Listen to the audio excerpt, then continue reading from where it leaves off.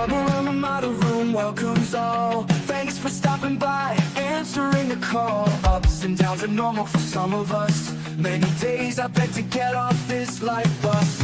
Neon lights flicker, my shadow on the wall. Dreams on the ceiling, we run and then we fall. Sharing stories over paper cups. Wheels keep turning but never enough.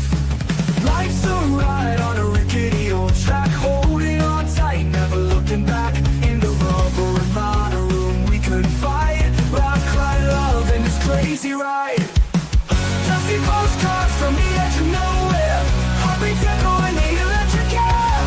We dance on tables without to wait. Cry in the rubber Ramada room, we're all high.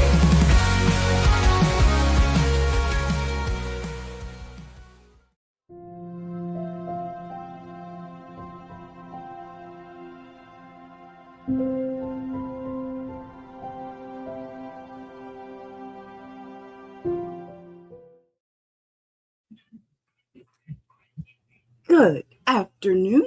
It is 3 o'clock, and I think I might be close to being on time today. Yeah. Hi. How is everybody? Okay. It is December 10th. What year is this? 2025. Okay. It's those little brain moments that everything goes. Yeah. It is hot today. I am hot. I am back in my summer sundresses. Yeah. It's hot in Texas. I don't know where you're at. But in Texas, it's hot today. I don't even know. You know what? Let me look, see what it says my temperature is outside, because I'm even curious. It is 77 degrees. Rosenberg, Texas. It's 77 degrees. 77. And today is December 10th. Yes, I am in a sundress. It is hot. I do not do heat. I do not do cold. So I'm one of those people that need that in-between level. Okay, I got a new light. I got this new light. It came in today. I set it up. So I feel like it's like not like as blinding and hot as my other light that I had. Look, I don't even know where my mic's way over here. I hope y'all can hear me. I'm over here just talking like I'm talking to my TV over here. Anyways, I hope you all had a wonderful evening. And Denise is lurking because she's at the office. Shh, don't tell anybody. Denise, make sure I'm in your ears so nobody can hear. And TCN had already stopped in and told everybody to have a happy hump day. And remember, hit that like button. You know, see, I got these weird like arthritis hands, so my fingers are crooked, and my thumb is something called Ehlers-Danlos syndrome, where you have all these weird things that happen with your body, with your muscle movements. Yes, that's the word, muscle movements. Anyways, so yeah, my thumb, when I do thumbs up, my thumb doesn't look like everybody else's thumb. It bends kind of funky. Anyways, I hope you all had a wonderful night. What we're going to do today is we're going to start off with Anna Kepner. Y'all know, remember from my previous streams, I have trouble saying that word. Kepner is a very prominent and well-known name in the Sugar Land area where I was raised. And so when I see that word, I want to put the M in there and say Kepner. And it's not, it's Kepner. So I apologize for that in advance. I don't mean to mispronounce it. I don't mean to missay it, but it's my speech, because I've said something one way the whole way all my life. And when I see that word, I want to put an M in there and make it Kepner. So anyways, so what I wanted to go over today is the suspect's parents' custody battle hearing. We're going to watch a couple news clips that's going to kind of give us an in-depth of what we're going to watch, and then we'll actually sit through and watch it. And I haven't watched it. Y'all know I do this shit blind. I got words. I got things to say, and we're just going to spill it. So with that, let's get started. Oh, a real quick pup date. They see me. Every time I walk through the front, they see me, they hear me, they know when I'm in the bathroom near them. Why did my thing just say live and it shows that I've been live for 7 seconds? So have I actually been here talking or have I not been talking? Wow, that's weird. There's this timer thing on my screen. See, look at them crooked ass fingers. There's this time there. Stop pointing, Sheila. There's a timer thing on my screen, and now it just says I've only been live for 28, 29, 30 seconds. Dude, I've been sitting here for 3 minutes. Don't tell me that. I've been sitting here talking, so hopefully it's recording. I don't know. We'll see. We'll find out in the end. A pup date. A pup date is they see me, they hear me, they know me, they are come running when I go to the big kennel to take care of Lola or do anything. They come running, they're wagging their little bitty tails. It's just cute as can be. I might later tonight, if anybody's interested, do a small little live sitting with the babies and hanging out in the kennel. So we might just do a pup date kennel hangout later tonight. We'll see. We'll see.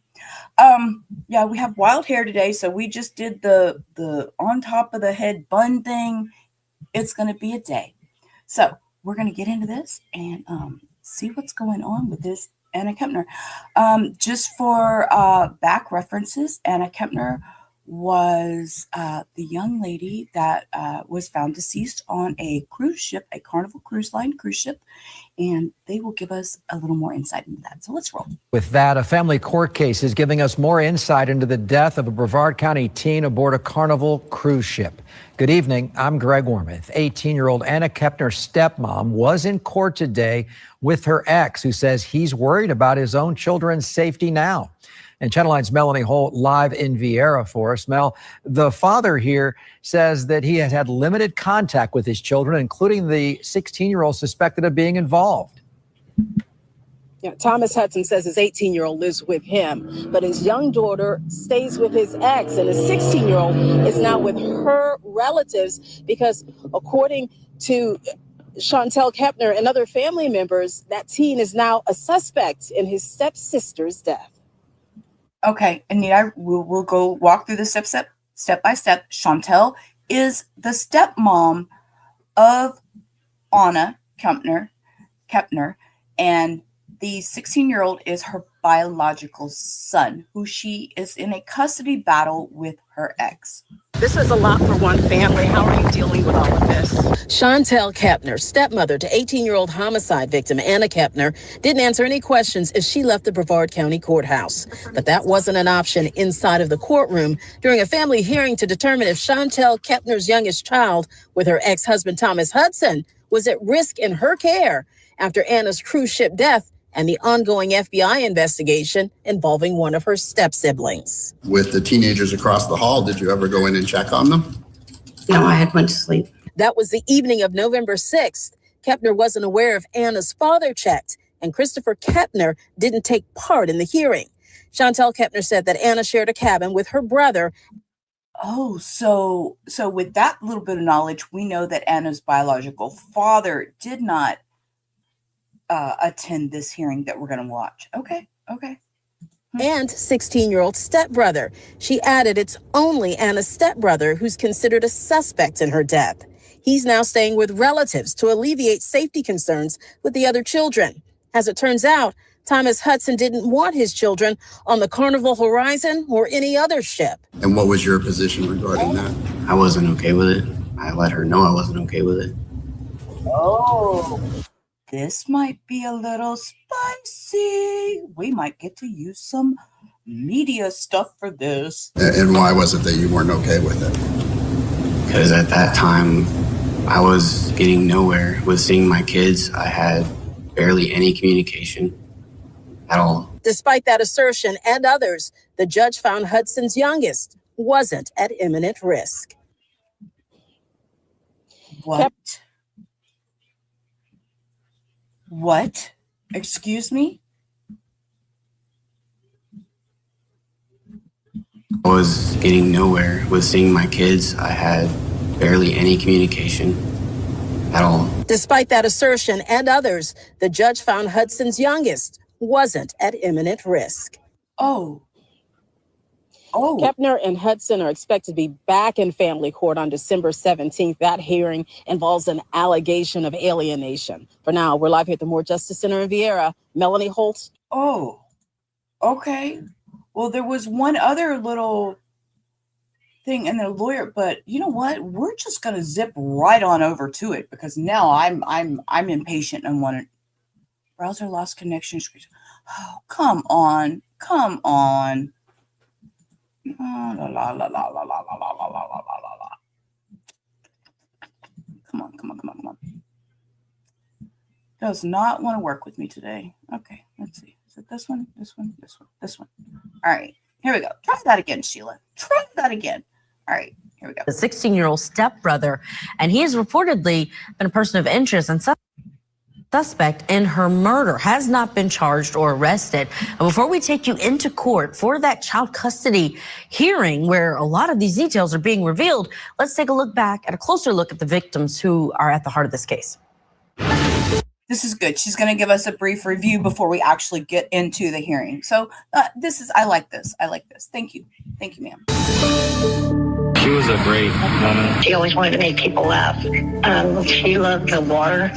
We were constantly going to the lake here where I live. There's apparently an FBI investigation ongoing that the mother took the two younger children on a cruise, and that the older child, who was approximately 16 years of age, is a suspect in the death of the stepchild, an 18-year-old daughter that was in the same room. Whenever I was on FaceTime with her, and when I was on FaceTime with her, and she was laying down. And This video is of the ex-boyfriend of Anna. I think they separate, I want to say a few months before she had actually gone on this cruise, and that he had witnessed the stepbrother being inappropriate at one time, or heard the inappropriate actions over a FaceTime message. And the brother tried to go on top of her. And you saw that? Yeah. And then how did she react to that? I was like, what the hell are you doing in her room, you know? Then he got scared and like ran away. And I heard his footsteps like running through the house, you know, because he got caught. Mom, immediately after the incident, he was hospitalized, and then when released from the hospital, Mom and Dad participated too. They signed a stipulation basically allowing him to live with Mom's relative, and they're getting counseling and so forth. So he is living with a relative. So these are all updates. So you know, I haven't done a stream on Anna Kepner since the original incident happened, and we went over that. So he is living with with his mother's relative. They are getting counseling for the young man. Okay. For him. It was suspicious because I knew that the brother did it, and yeah. How do you know that? Because of the past things that happened with him, like I was saying. Now, according to family members, a cabin steward found Anna Kepner's body under the bed of her cabin room in that cruise ship. Investigators say the teen died from asphyxiation. And now the teen's father, the one who is a person of interest suspect who hasn't been charged, Thomas Hudson is the father, and he has filed a petition claiming he's concerned that a younger child that he shares with his ex-wife, Chantel, was in imminent danger due to those events on the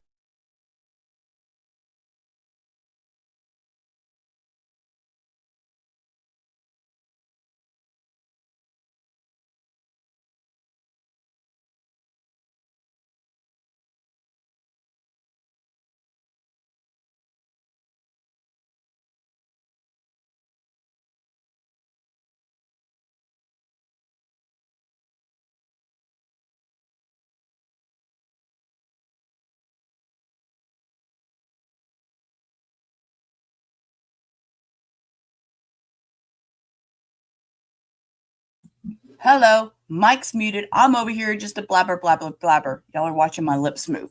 No, it's a very serious thing because of the mental health that you are now saying that this child is not in imminent danger, in no way imminent danger, and you're going to allow the judge just says it's okay. Y'all go hang out.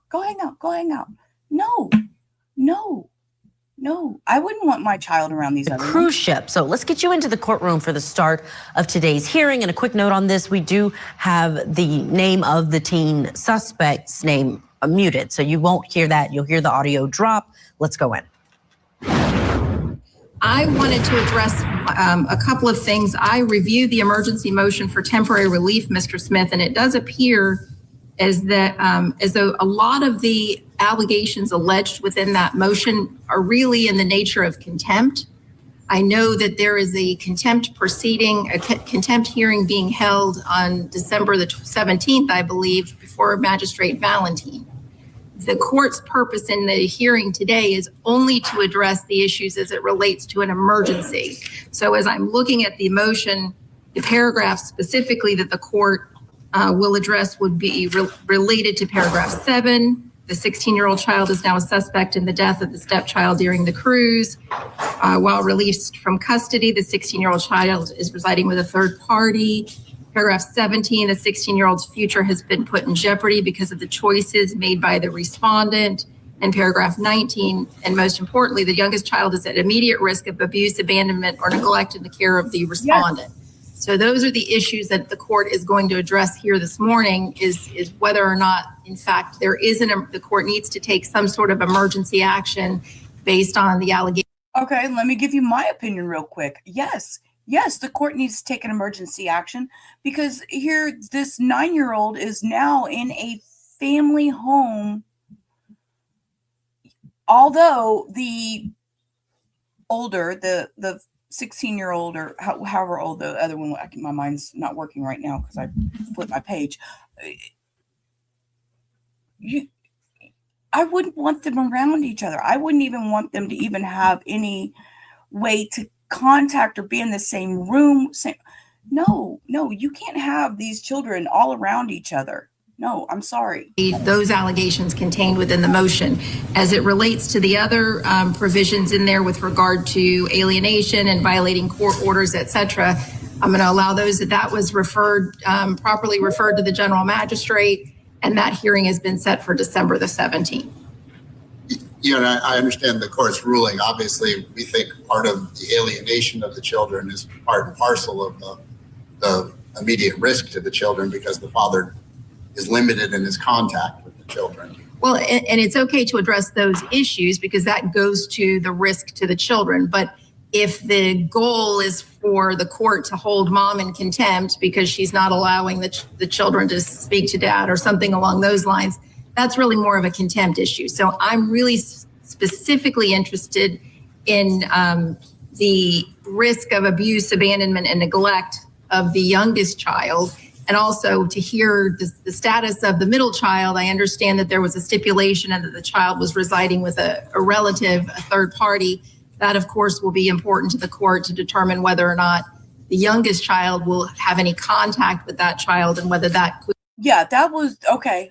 Yes, address that. I want to know about the contact. I want to know about that. That's what I want to address. Would create an imminent risk to the child.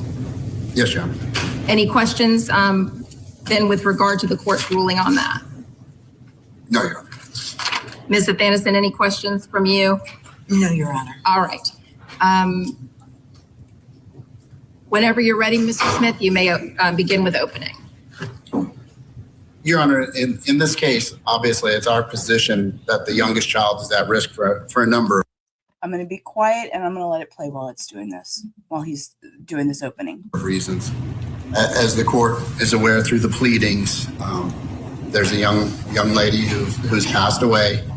That matter is still under investigation. That was not my client's child, but the stepchild of the mother in this case, and the remaining 16-year-old is now a suspect in that case.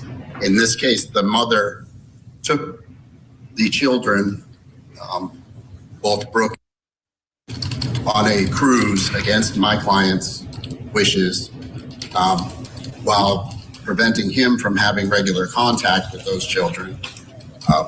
We believe that the arrangements that were made by the mother as far as the the sleeping arrangements were insufficient, that the 18-year-old, 16-year-old, and another 14-year-old were all placed in the same stateroom.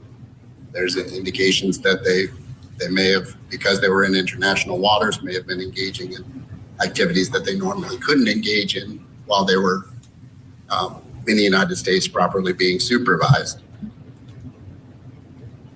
In addition, we will present evidence that through the older child who's now 18, so he's an adult, but he is the son of the parties, as to violence, alcohol use in the past, and he's been living with his father for approximately almost 2 years now, since these parties had their separation, where, as the court is aware, there was an original divorce case, there was parenting time, both parties were in Hernando County. Then the mother relocated by agreement between the parties over to Titusville. Since she relocated to Titusville, that's when the problems have occurred, where the father has been very limited in his access to the children. I'd reserve with regard to any other comments until closing. Okay, so that was the opening. So, hey, Lois, how are you? It's very quiet and slow in here today. It's a hump day. I don't know. They're all out partying, I guess. But welcome in. Hi, how are you?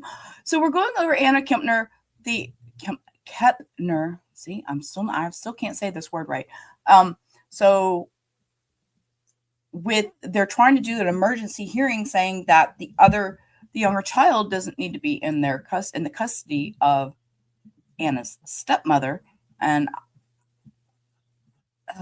just starting out with this custody hearing, we'll get you back in from dead as the FBI 2 years.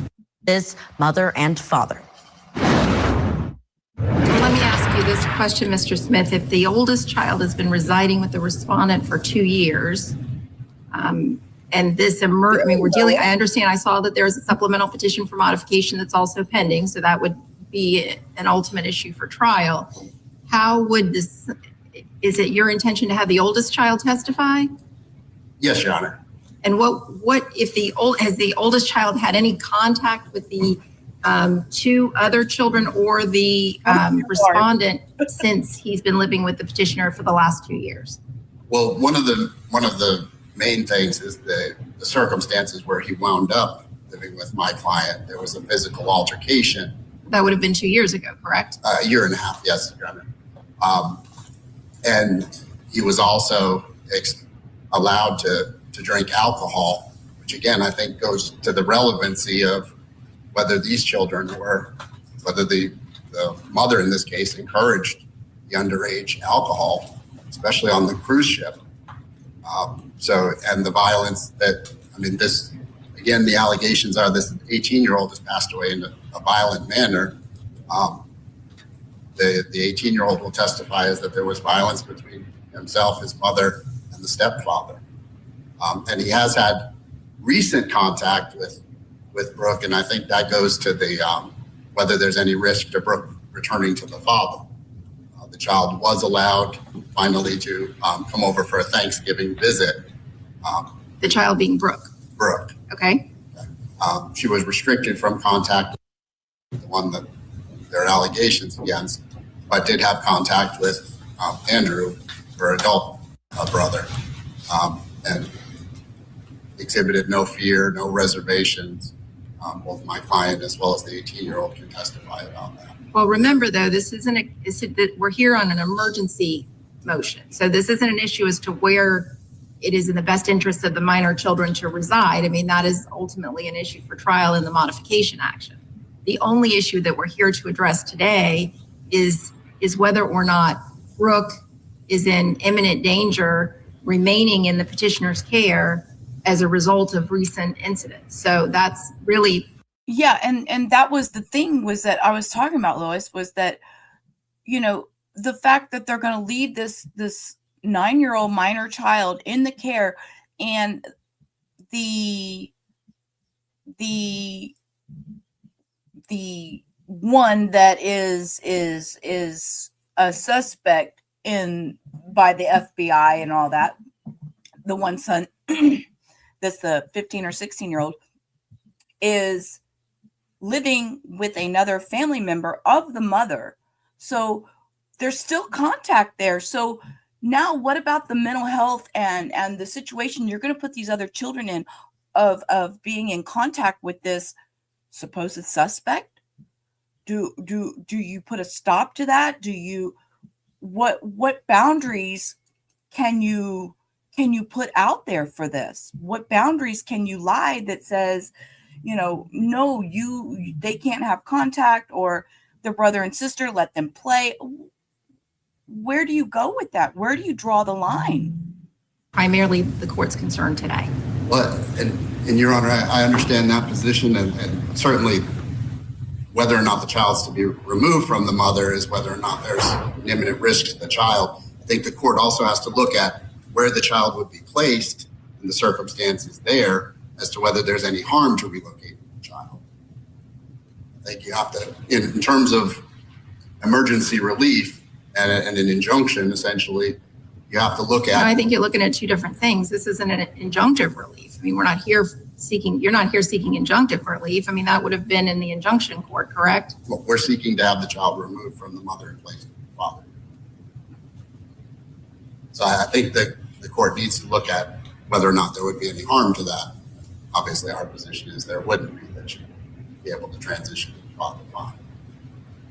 Okay, I'm not sure I agree with your argument, Mr. Smith, but I understand what your argument is. Okay, Ms. Anderson, opening? Yes, Your Honor. May it please the court.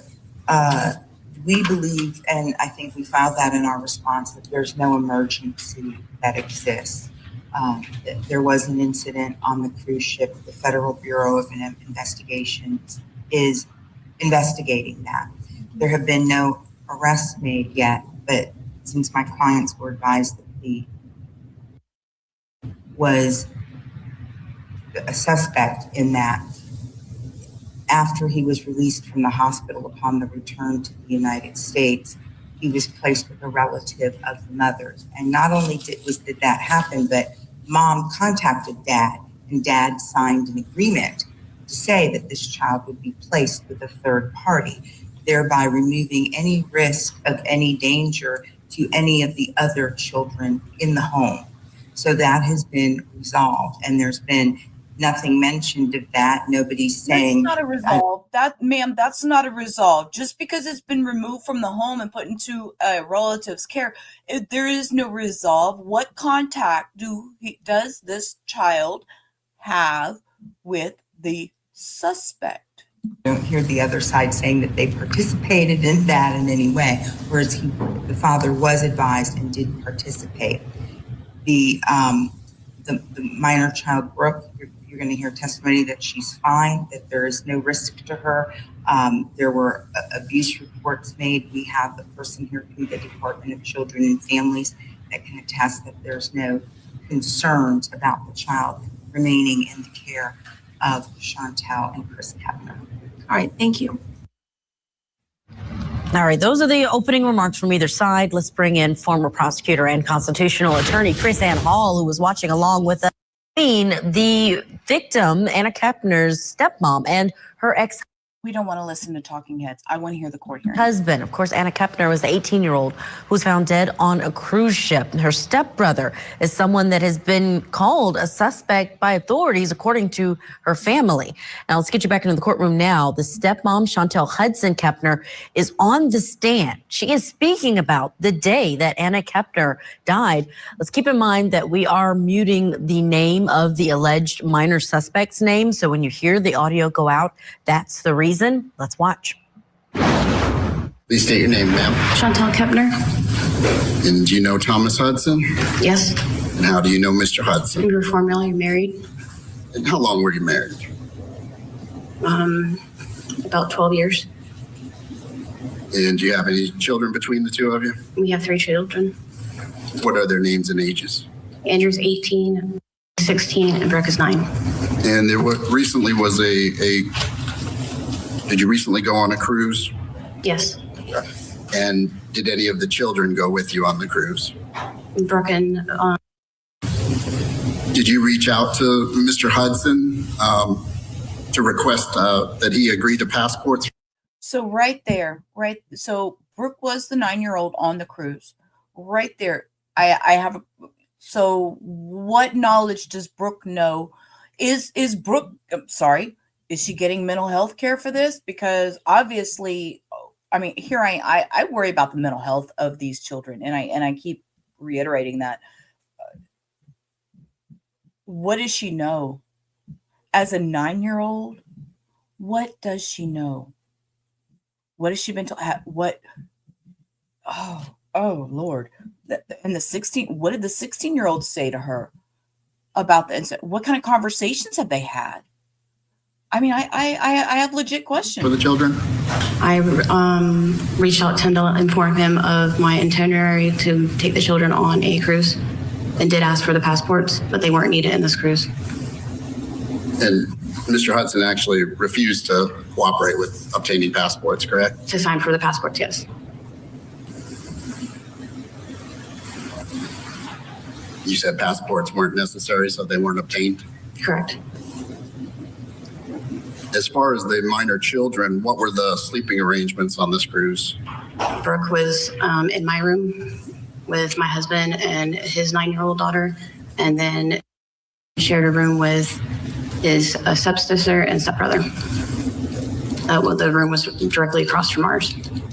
What was the stepsister's name? Anna Kepner. And what was the stepbrother's name? Connor Kepner. And how old is Connor? 14. And how old was Anna? 18. Now, who made the decision to have these 3 teenagers in one room in the cruise?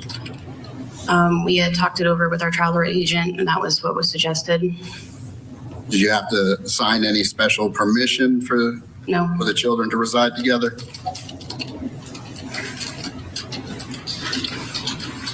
So was it a mutual decision between yourself and your husband? Correct. And at some point, did you discover that one of the children had passed away? Yes. And when was that you discovered that? Friday morning. When was the last time that you had seen the child before that Friday morning? Thursday night. You know approximately what time? Right around 6:30. And your child, did you see him that Thursday night as well? Yes. What time did you see him at?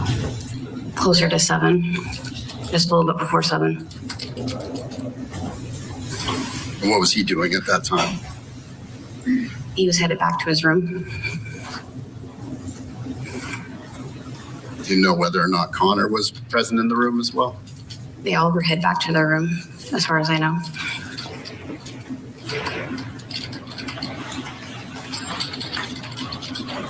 So where was their room in relation to your room?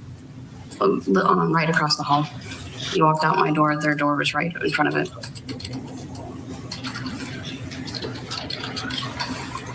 Did you return to your room that evening? Yes. What time did you return to your room? 7 o'clock. 7 p.m.? Yeah, right. It was actually closer to 7:30. Did you stay in the room for the rest of the night? Yes.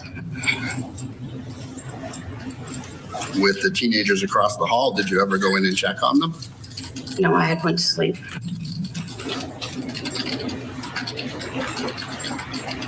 Do you know if Christopher went across the hall to check on them?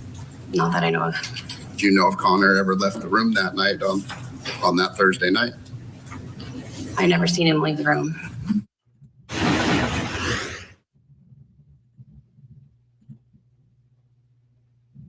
As far as goes, have you made arrangements for to reside with a relative? Correct. And why did you do that? It was something that his father and I mutually decided. Did you suggest it to him, or did he suggest it to you? Who brought it up first? It was something that we had talked about because either one of us could bring it back to our home. Why couldn't you bring back to your home? I'm looking out for the safety of the other children in the home.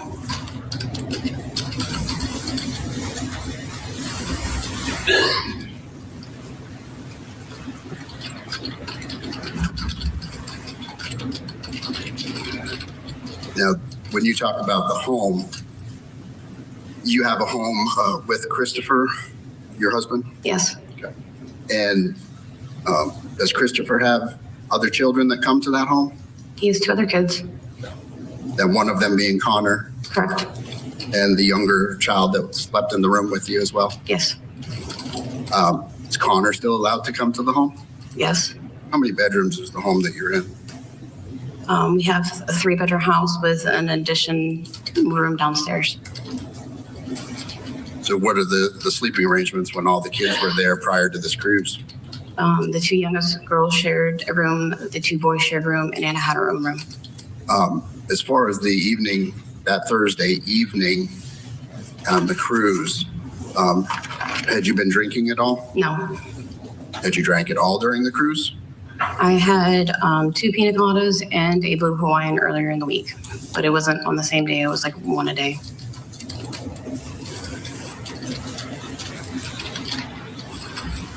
Do you know if the children, based on being in international waters, could have drink alcohol? No. You don't know? No, they didn't. They're not old enough. What about Anna? I don't know.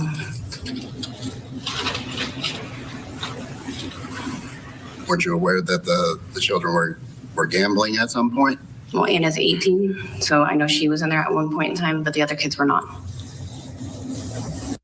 I want to know, do they have proof of that? Do they have proof of the drinking? Is there video somewhere of the underage drinking or on the gambling floor near the gambling machines? I know, excuse me, I know as an adult taking a trip and I stopped at a casino with my minor child, we couldn't even bring the minor child onto the casino floor. It was not even allowed. You couldn't bring the minor onto the floor, period. So this cruise ship has to have lots of cameras. There's cameras everywhere these days. So do they have this on video? Are they able to prove these allegations? You're sure that the other kids were not gambling? I'm sure the other kids were not gambling. And then when this does go to the actual hearing that they're going to have on December 17th for this custody issue, will they bring it up? Or does he have any diagnoses? He has ADHD. And how long has he been diagnosed with ADHD? About 3 or 4 years. Okay, ADHD is not a okay. This is my opinion. Do your own research. This is just this, and y'all know I don't say things lightly, ma'am. ADHD is not a mental issue that is going to cause you to take another person's life, in my opinion.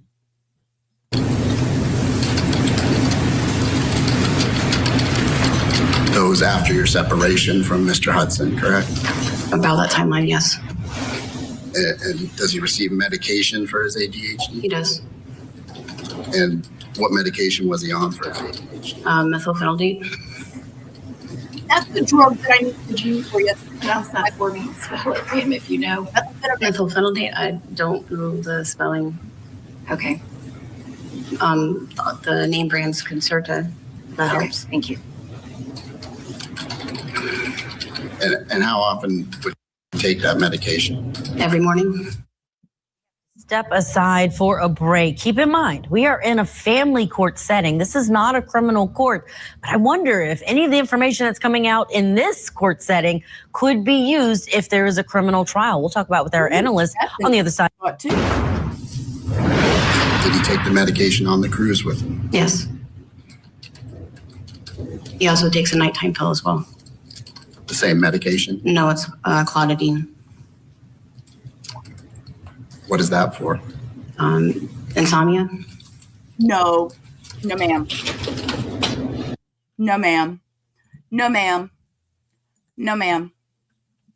No, ma'am.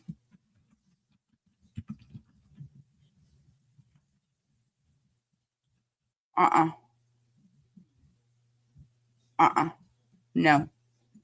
Tell somebody else that bullshit. Nope. Nope.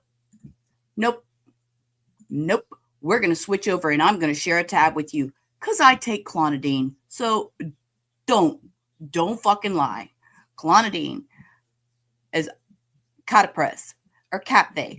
It's a prescription medication, acts as an alpha adrenaline receptor in the brain to lower blood pressure and heart rate by relaxing blood vessels. It's used for a variety of conditions, including hypertension and ADHD. High blood pressure, it's used alone or in combination with other meds to treat high blood pressure. Attention deficit disorder and extended release form, yes, are approved for treating ADHD in children 6 and older and adults as part of a total program.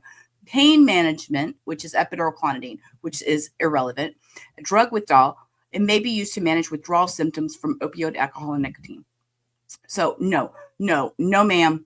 No, ma'am. No, ma'am.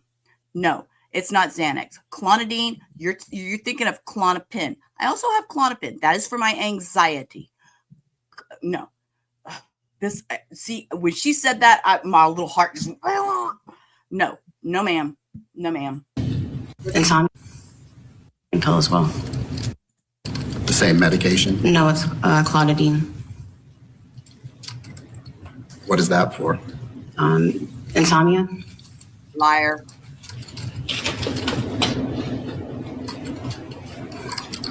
Did you hold on to the medications? Yes. Did you make sure he took his medications every day? He took his morning pill every day, and he missed 2 doses of his clonidine at night. And the word you're thinking of is clonazepam.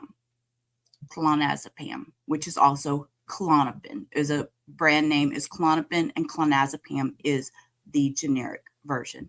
But it is very similar to Xanax. It is a supposed to be less addictive form of an anxiety medication than Xanax.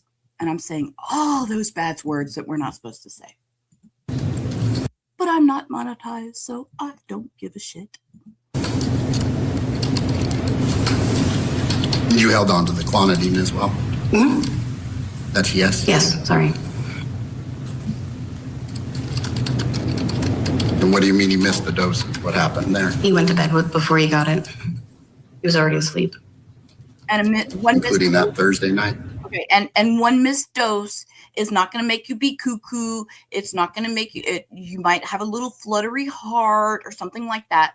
No. So let's not, don't try to use missing a medication as an excuse for him to take out his stepsister. No, ma'am, don't you do it. No, Thursday night he didn't get it. I fell asleep before he did. That's great. Just to make sure I understand, ma'am, while on the cruise, he missed taking that nighttime medication twice. One of the nights was because he fell asleep prior to taking the medication, and the other night was the night before. Correct. I fell asleep before he did. He fell asleep, so he did not get the medication the night. Yeah, he didn't come before the for it. incident. Yes, ma'am. All right, thank you. Great responsibility, Mom. You are such a responsible mother. Not girl. Oh my Lord. No, and don't use missing the no. And this is not a medication that would cause you to do anything psychotic, like take another life. So don't judge. You need to do some research. Don't twist it. Yes, she is, Lois. She is monitoring everything that comes out of her mouth. But no, man, this lady, I hope the judge does some research, because that not good. And was Brooke attending school prior to the cruise? Yes. And after the cruise, did she have to be removed from school? They placed her on homeschool. They just unenrolled her this past Monday. Why? And why is that? Thank you. That was their choice to unenroll her. Whose Say choice? their choice. Who are you talking about? The school's choice. What? It had nothing to do with her behavior or anything. It had to do with the media. Excuse me? Wait, what? A school district?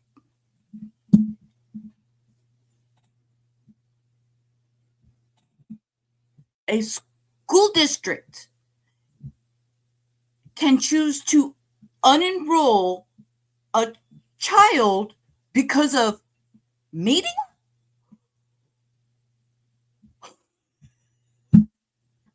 Are you kidding me? Are you? Even Lois is like the media. What? Excuse me? I've never heard such a thing in my entire life. Out. Say their choice. Who are you talking about? The school's choice. It had nothing to do with her behavior or anything. It had to do with the media. Oh, I've heard it all. She's currently on a homeschool status indefinitely. No, she's being enrolled into another school. Is it in the same district? Is it in another town where she's not known?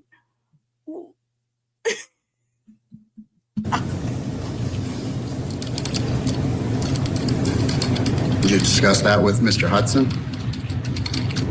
I let him know that he had asked me to let him know when she was enrolled, and I told him I would. But I had just found out this week that she was unenrolled from the school. Okay, now I'm gonna tell you, as the opposite parent, I don't blame this guy. I'd be like, dude, my child needs away from this whole circus. Get my child out of this hellhole. No.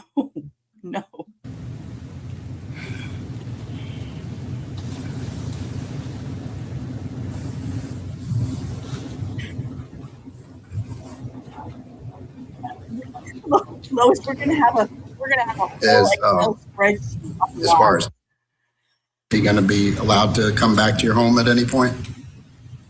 At this time, no. Not with the FBI investigation. Oh, okay. Whether or not your husband will allow him to return to the home, even if the investigation is concluded? As of right now, he's not coming back to the home. Miss Kepner, who all went on the cruise with you? Myself, my husband, Anna, Connor, the two youngest girls, and then my mother-in-law and father-in-law. What are their names? Jeff and Barbara Kepner. And where was their room in relationship to where your room and the children's room was? 2 floors above us. Did they also help in the supervision of the children? Yes, ma'am.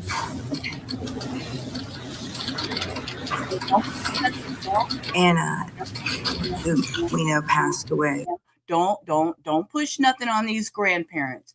Don't you dare try to push anything on these grandparents. No, ma'am. The grandparent, no. Don't say, well, the grandparents could have given the medication. Oh, y'all, my mind's. She was 18, correct? Correct. And she was an adult. Correct. And was she given the option of staying in another room? All 3 of the kids were. Okay. And would that room have been with Grandma and Grandpa? Correct. And they didn't want to do that? No, they wanted to stay together. Okay, we're talking about kids on a cruise ship. Even, yes, they wanted to stay together in their own little room and have their own little fun. They are young. They are children.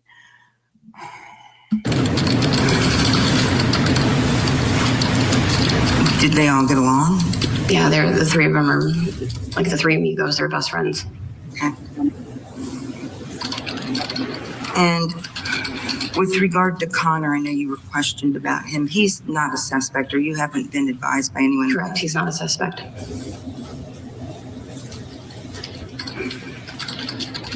As far as you know, is the only suspect in the death of Anna, your son? Correct.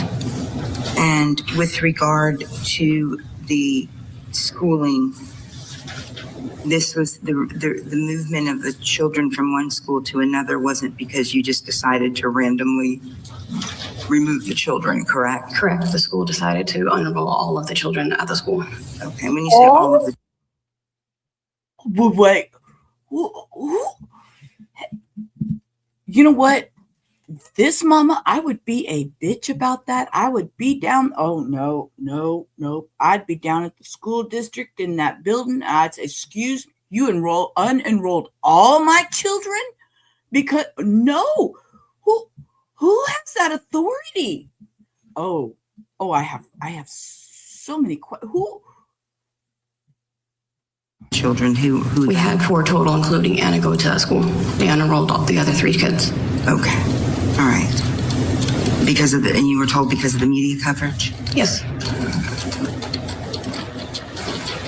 And did they give you the recommendations of the school that you have enrolled them in? Yes. And that this new school is aware of the situation? Correct. And there's been no problems with Anna at the school? Ma'am, I was reading that before she said that, and I'm thinking, what? She's going to say problems with Anna at the school. Ma'am, Anna's deceased. What are you talking about? What? Yeah, and I doubt it happened that way too, Lois. This just sounds like a bunch of hooey. Sorry. With Brooke at the school since this incident, correct? Correct. She was a good student. Yep. Straight A's. I don't believe I have any further questions at this time. Any redirect? Just briefly. Sorry, Brooke, you mentioned her being a good student. Is she also diagnosed ADHD? No. Is she on any medication? Yes, she takes up migraine medicine daily.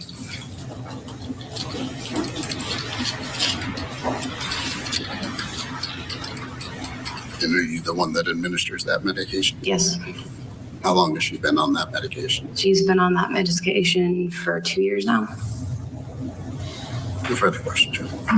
Thank you. Anything else? No, Your Honor. All right, you may step down. Thank you. That wraps up. So the only thing that got proven there, in my eyes, was the fact that she's irresponsible and didn't give the kids the medicine when they needed to. And she tells big stories because she doesn't even know what the medications are for that her child is taking. Goodness gracious. Okay. They're bringing you a family custody hearing in Florida. We're changing over. It's the same stream, but I guess the other lady left, and Ashley Wilcott is our talking head now. So thank you, Ashley, for joining us. Let's hear what you have to say and get back into court, ma'am. Florida. Why? Well, because the people involved are also related to the Carnival cruise ship death mystery case. This involving 18-year-old victim Anna Kepner. And as the FBI investigates Kepner's death, Thomas Hudson is the father of her stepbrother, who is allegedly named a suspect in her death, and that father has filed an emergency motion. Thomas claims that the youngest child he shares with Chantel, who is Anna's stepmom, was in imminent danger due to the events on the cruise ship. We'll hear from him later this hour, but for now, Thomas and Chantel's eldest son is on the stand. And a reminder, the name of the alleged teen suspect in this case has been muted throughout, so if you hear quiet, that's why. Let's go back in. Okay. This 18-year-old. State your name, sir. Andrew Hudson, And how old are you, sir? 18. What's your birthday? Okay, so this is the oldest son of Chantel and I don't remember. Hudson versus Hudson. Yeah, whatever. Chantel and I don't know why I don't know the father's name to these children. I don't really need to know the name. 10/4/07. You just turned 18 October 4th of this year. Yes, sir. And who do you reside with? My dad. And how long have you resided with your dad? 2 years. Okay, so he doesn't live with mom. He lives with dad. Wonder why. And for 2 years. Okay. Interesting. And now you're 18, your 16-year-old brother is the suspect in all this. And your 9-year-old little sister is still living with your mom and her new husband. Okay. Let's carry on. And when you've been residing with your dad, have you been able to maintain contact with your brother? No, not really. What do you mean, not really? Very, very little contact. And why is that? I haven't been allowed to see him. Who has he been living with up until recently? Up to my knowledge, my mom. How about your sister, Brooke? Have you been able to have contact with her since you've been living with your father? I've seen her a few times, but it's kind of the same thing as my brother. You mean they haven't been allowed to see her? I've seen her recently once, but other than that, it was a while ago. The recent time that you saw her, when was that? I don't remember the exact date, but it was a weekend or two ago. Did it coincide with the holiday? Yeah, Thanksgiving. Yeah, sorry. Was it Thanksgiving Day or just another day? Or it was just Thanksgiving Day. And how much time did you get to spend with Brooke? It was about the full day. Was your father there as well? Yeah. And did Brooke appear to be scared of your father in any way? No, she was fine. She was happy-go-lucky, playing around. Did you interact with Brooke? Yeah. How did things go between you and Brooke? We had a great time. I was playing around with her. She was having a good time, up to my knowledge. Before you started staying with your father full-time, did you and Brooke have a decent relationship? Yeah, I mean, there was obviously the siblings, that kind of stuff, but other than that, me and her on good terms. Are you still attending school? Yes, sir. You intend to graduate high school? Yes, sir. And is there any reason why Brooke couldn't live with your father? No, not that I know of.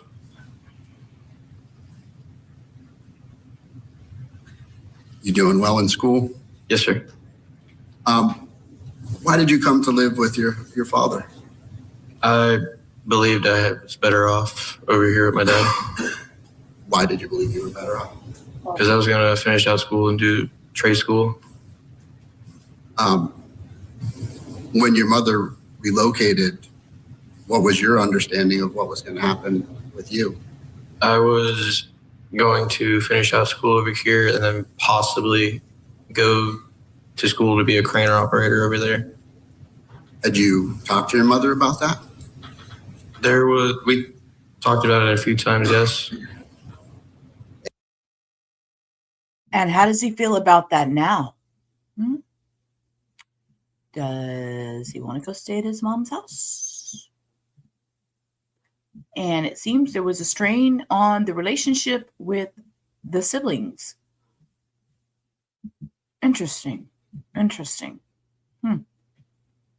And is that what happened? No, that's not what happened. Okay. Was there some sort of problem that occurred? Other than what happened before when they came in and took me. Who, what? So your understanding was that you were going to finish out school and then possibly relocate. Mr. Smith, if I could get a time frame. Yes, ma'am. Do you remember when this was? I don't remember the exact date, no. But it was around prom. It was right after prom of last year. Not last year. The year before last. So not during this school year? No. The previous school year? It was, I think, 2 school years ago. And So we're talking about 2023, I believe so. and prom occurs generally in the spring or in the fall. To be honest, I don't remember. You don't recall. Do you remember where you are as far as how far along in school that year? I don't, honestly. So let me just stop you a second. So you're questioning about incidents that occurred back in 2023. How would that be relevant to whether Brooke is in imminent risk of harm today, as we sit here in December of 2025? Well, you gotta, first off, I know he doesn't remember the date, but it would have been 24 based on the relocation of the parties. But but let me ask you this, would it have occurred prior to the party's stipulation that permitted Mrs. Hudson to move to and relocate to Brevard County? No, it was after, Your Honor. So it occurred after the stipulation? Yes. Okay. All right. I'll give you a little bit of leeway then. Was there some sort of altercation that happened between yourself and your mother? Yes, when they came in and took me. Oh, wait, what? They came in and took me from school and took me to Titusville. How did you find out they were taking you to Titusville? After I got in the car and they had took my phone already. What do you mean they took your phone away? I had gotten in the car, and as soon as I got in the car, she asked me for my phone. She took it and powered it off. Hold the phone. I had other words. His mama showed up at the school, said, get in my car, took his phone, turned it off, and said, you're coming with me. This is one shady bitch. I'll say it. This is a shady bitch. I don't like this mom. That's my opinion, and I am free to have that. Is that normal for them to take away your phone? No, sir. Who else was in the car? It was my mom and my stepdad at the time. Would that have been Chris? Yep. And did you let them know that you didn't want to go to Titusville? Yes. And how old were you at that time? I was 16, I believe. And how did you let them know that you didn't want to go? I told them I didn't want to go. And they still held on to your phone? Yeah. Did you try and leave the vehicle? I did, yes. When we stopped, I tried leaving, but as soon as I would try to get out, they would speed off. Did anybody physically touch you? Yes, I was put in a chokehold and held up against the seat, the front seat. Who did that? Both my mom and Who fuck? Ho, y'all.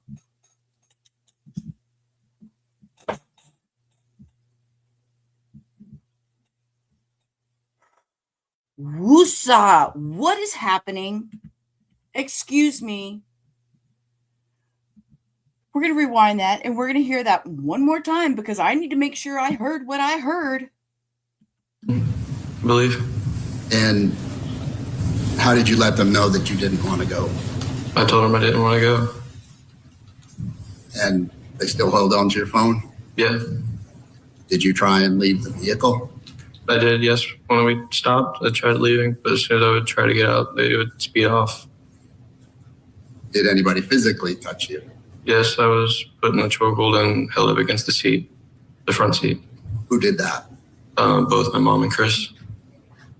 Stop. Did that happen on several occasions during the drive or just one time? They held me against the seat until I couldn't fight back anymore. So how long did that last for then? If you remember. I want to say like 20 minutes, 2.5 hours maybe. Are you kidding me?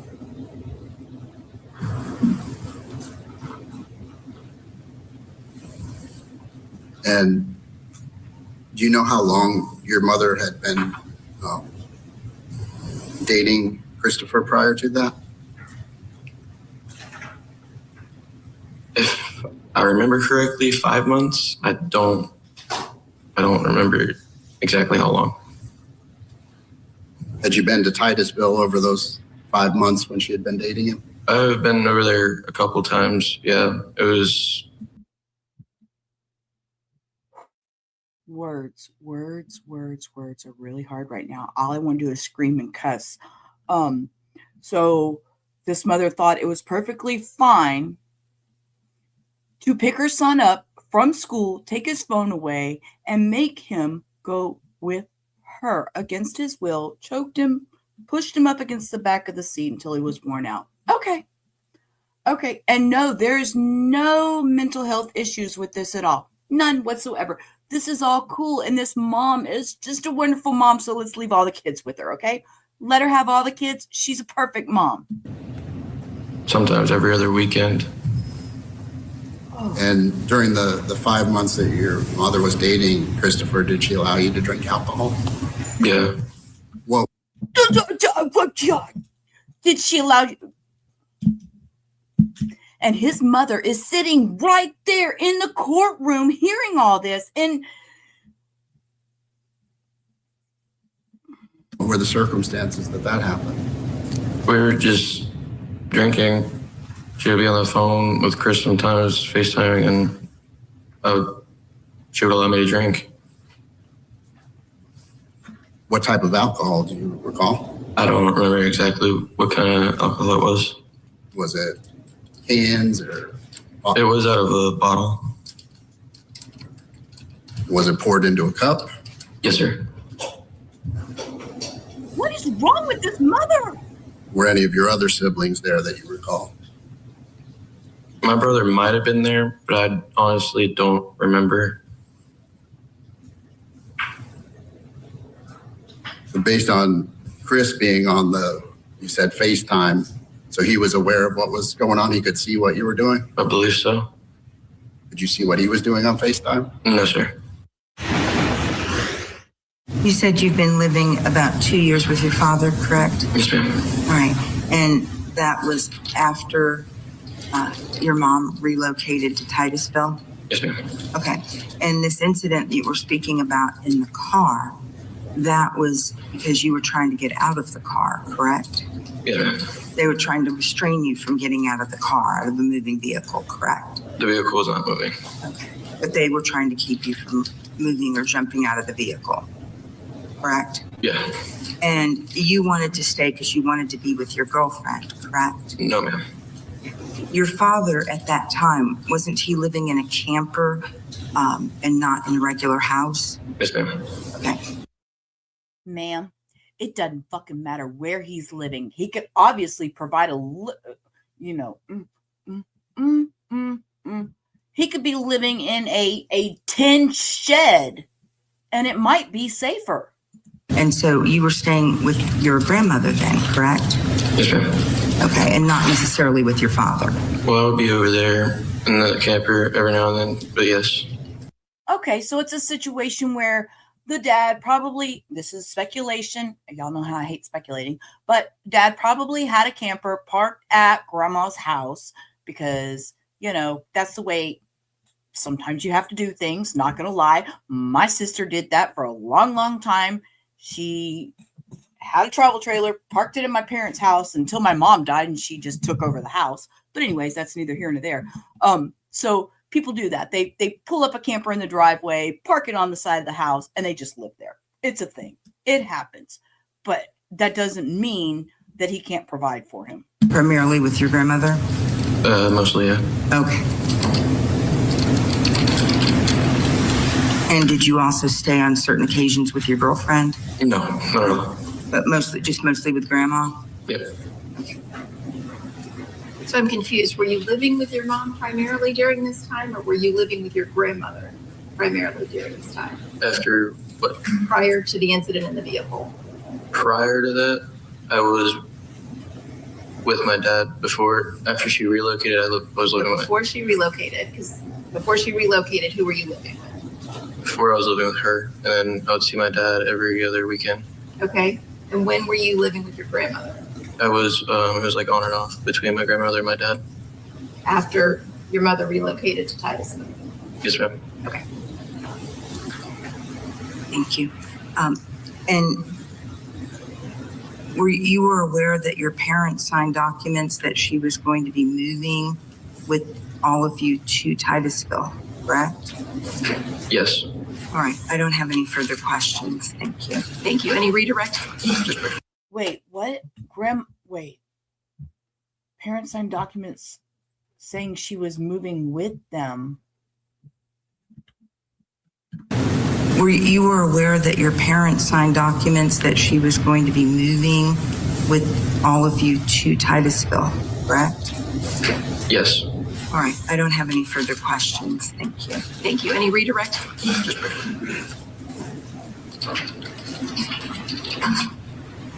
When you said living in this trailer and living at your grandmother's house, was this on the same property or different properties? There's 2 different properties. Okay. Has your father subsequently obtained housing? Oh, yes. Okay. You have your own room? Yes, I have my room. No further questions. All right, anything else? This is why we just sit and discuss and we speculate and we talk about it and then we get some answers. No. All right. Thank you, sir. You may step down. All right, remember, this is a custody matter, an emergency family custody hearing in Florida. We're going to take a break. When we come back. His youngest child, Thomas, is now on the stand. And keep in mind, we are muting audio of the alleged teen suspect's name. Let's go back into court together. Now we're on to the father, Thomas Hudson. Say your name, sir. Thomas Hudson. And Mr. Hudson, do you have any children? Yes. And what are their names and ages? Andrew, 18, 16, and Brooke, she's going to be 9 this month. She turns 9 in a couple days. Yeah, on the 9th. Did you enter into an agreement with your ex-wife to allow her to relocate to Titusville? Yes. And the both of you did that without attorneys? It was just an agreement that the 2 of you came to? Yes. And what was your understanding of what was going to happen regarding Andrew? He was to finish out school with me, and then he would go over there. And did that occur? No. What happened?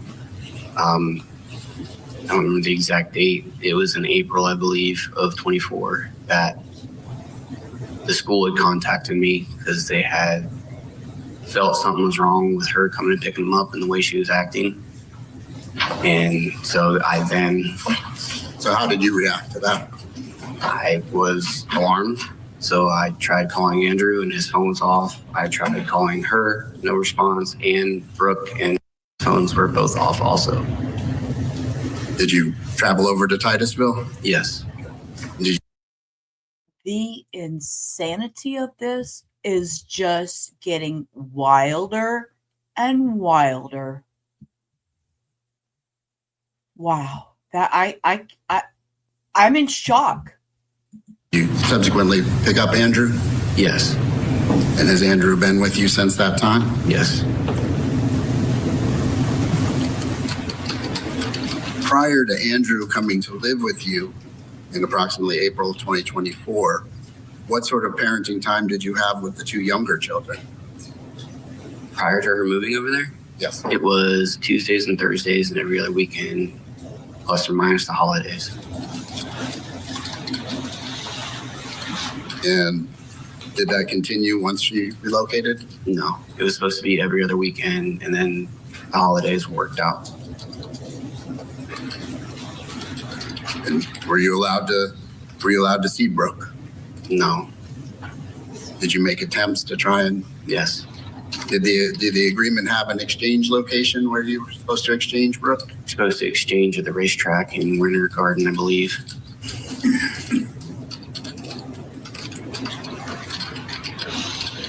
Did you recently get an opportunity to visit with Brooke? Yes, I was able to go and pick her up in Titusville for Thanksgiving. And how did the Thanksgiving visit go? Went good.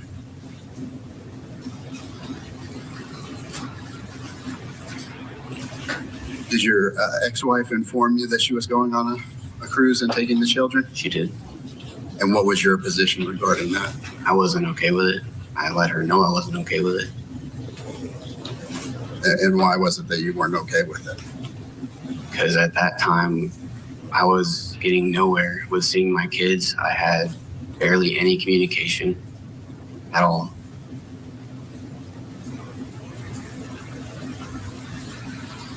So you weren't even able to hardly talk to them? No. Have there been occasions where you've been able to talk to them? Occasions she would have them talk just to say that they didn't want to talk to me. You know, I knew that was coming. For some unknown reason, I had a feeling that was coming. Mama telling them kids don't talk to daddy. I knew that was coming. Was that by phone? Yes. Do you know whether or not she was present there with the phone? I mean, I heard them there. Occasionally they would talk, but I would be on speaker. You heard your ex-wife there? Her and Chris.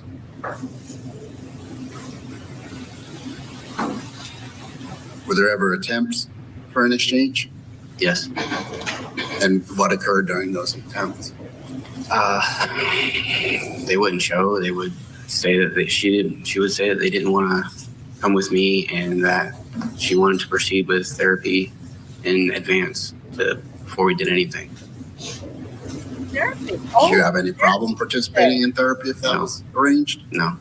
You ever get invited to any therapy? She might have invited me. I don't remember exactly, but I did speak with a therapist. Did that therapist remain the therapist for the children? No, I don't remember when they removed them from that.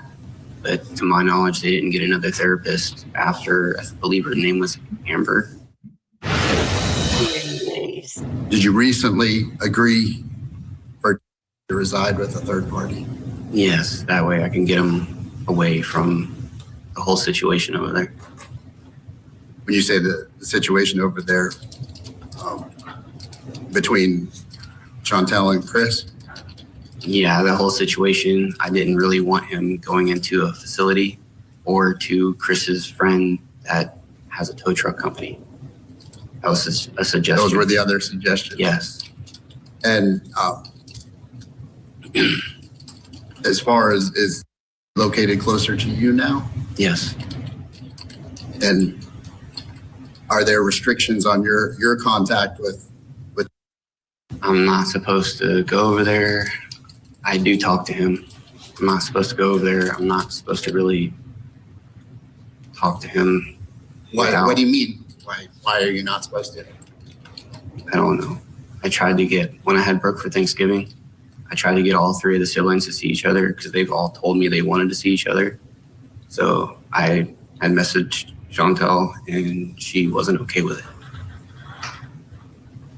And so hold on just a second. Let me understand this, sir. We're here for an emergency motion. I'm with this judge. Hold on. Let me try to understand this. I'm with the judge. Hold, please. No barking, sir.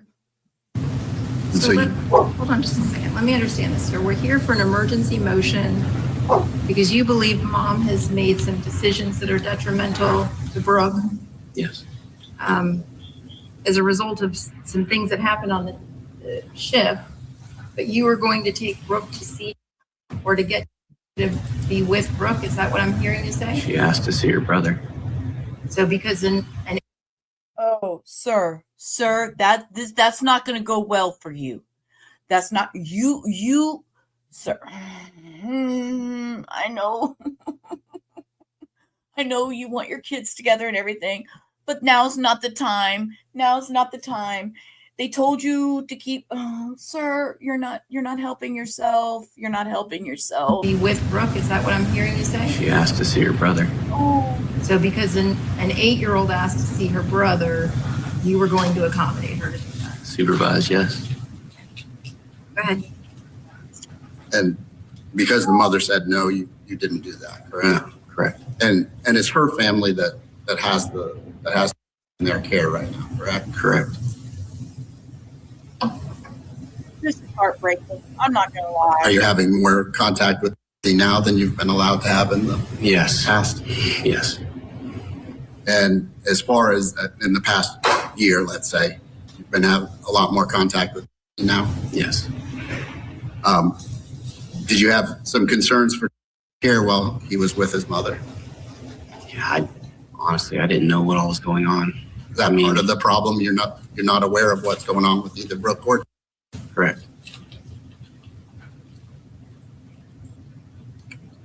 Were you aware that he was prescribed some medication? I knew he was on medication. I didn't know exactly what kinds, what names. Was that discussed with you prior to going on the medication? No, I was told after he got the prescriptions. Did you express your concerns to the mother? Yeah, I mean, I know everybody needs to be on certain things for certain situations, but I'm not okay with a lot of the side effects on some of the medications. Clonidine has no side effect. As far as you talked about the exchanges, have you ever seen the stepfather, Chris, interfere with the exchanges? Yes. And how so? Just before Thanksgiving, we met at a fire station, and he and his family got out of the car. Chantel never got out. Brooke refused, of course, to get out. And I think after he said the third time, she said she didn't want to go. He stepped between me and the door, closed the door, said to get away from his vehicle, and that they were leaving. So you weren't given the opportunity to try and take Brooke out of the vehicle? No, I was told not to reach my hands inside the vehicle or anything. Had either Chris or his family attended other attempts to? Chris has, yes.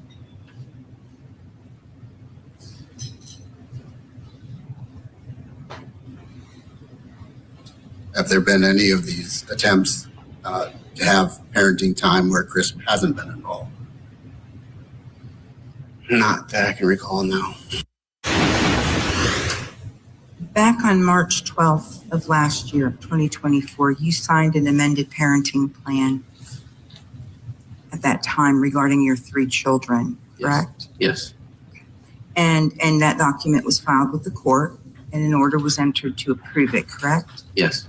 Okay. And did anybody hold a gun to your head to sign that agreement? No, I thought we came to an agreement. Okay. And so you signed it freely and voluntarily? Yes. And that agreement was for all 3 children to be able to relocate to Titusville with Miss Kepner, correct? Yes. Okay. So when you testified earlier that it was your understanding that your oldest son was going to stay and finish out the school year, that's nowhere indicated in the paperwork, correct? That was an agreement me and the mother had.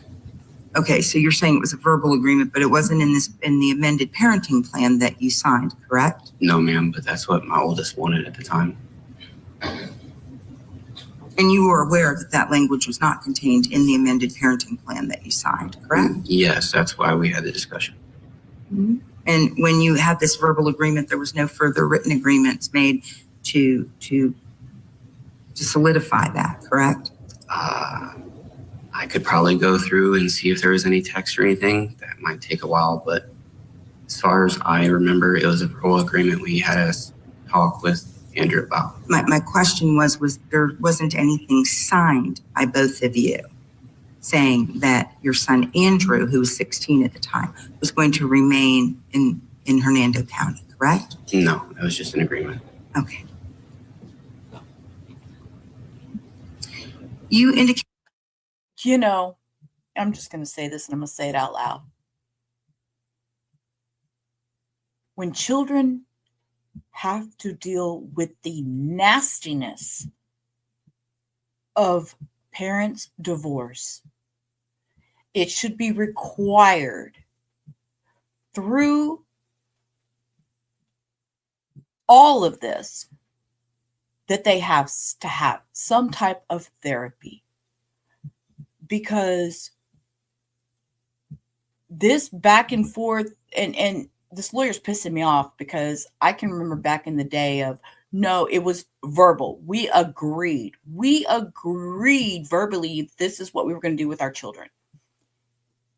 And then the other party being an ass. It happens. It happens a lot. It happens probably more than we even think about and realize. So, and it affects the children. That's my big thing. I just stated that you saw your daughter for Thanksgiving, correct? Yes. And how did you effectuate that visit? I don't understand. What do you mean? So you sent a text message or an email to Miss Kepner saying you were coming to pick the child up for Thanksgiving and to meet at the designated meeting place, correct? Yes. And she appeared with the child, correct? And I will say this too, the fact that they're meeting at a fire station to exchange children tells you what kind of tumultuous turmoil and bullshit goes on in this family. Just saying. Correct? Correct. Okay. The weekend prior to that, on the day that of the funeral of the 18-year-old child, you had sent a message that you wanted to pick up Brooke the next day, correct? Yes. And that you expected them to be there, correct? Correct. And they showed up, correct? Yep. Your daughter didn't want to get out of the car, correct? Correct. Okay.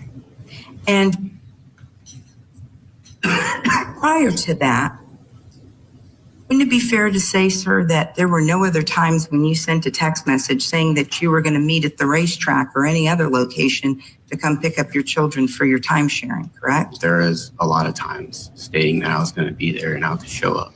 Let me bring in trial attorney Bob Hilla. No, we don't want to listen to you, ma'am. I'm sorry.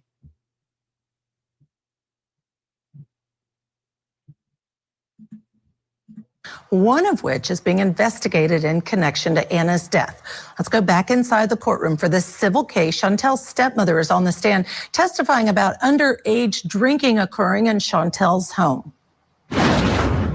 Please state your name, ma'am. Sonia Zisk. Okay. And do you know Chantel Hudson? Yes, I do. How do you know that? How do you know Chantel? I'm her stepmother.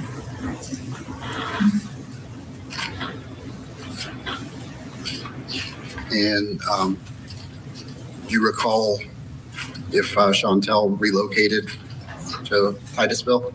Yes, I do.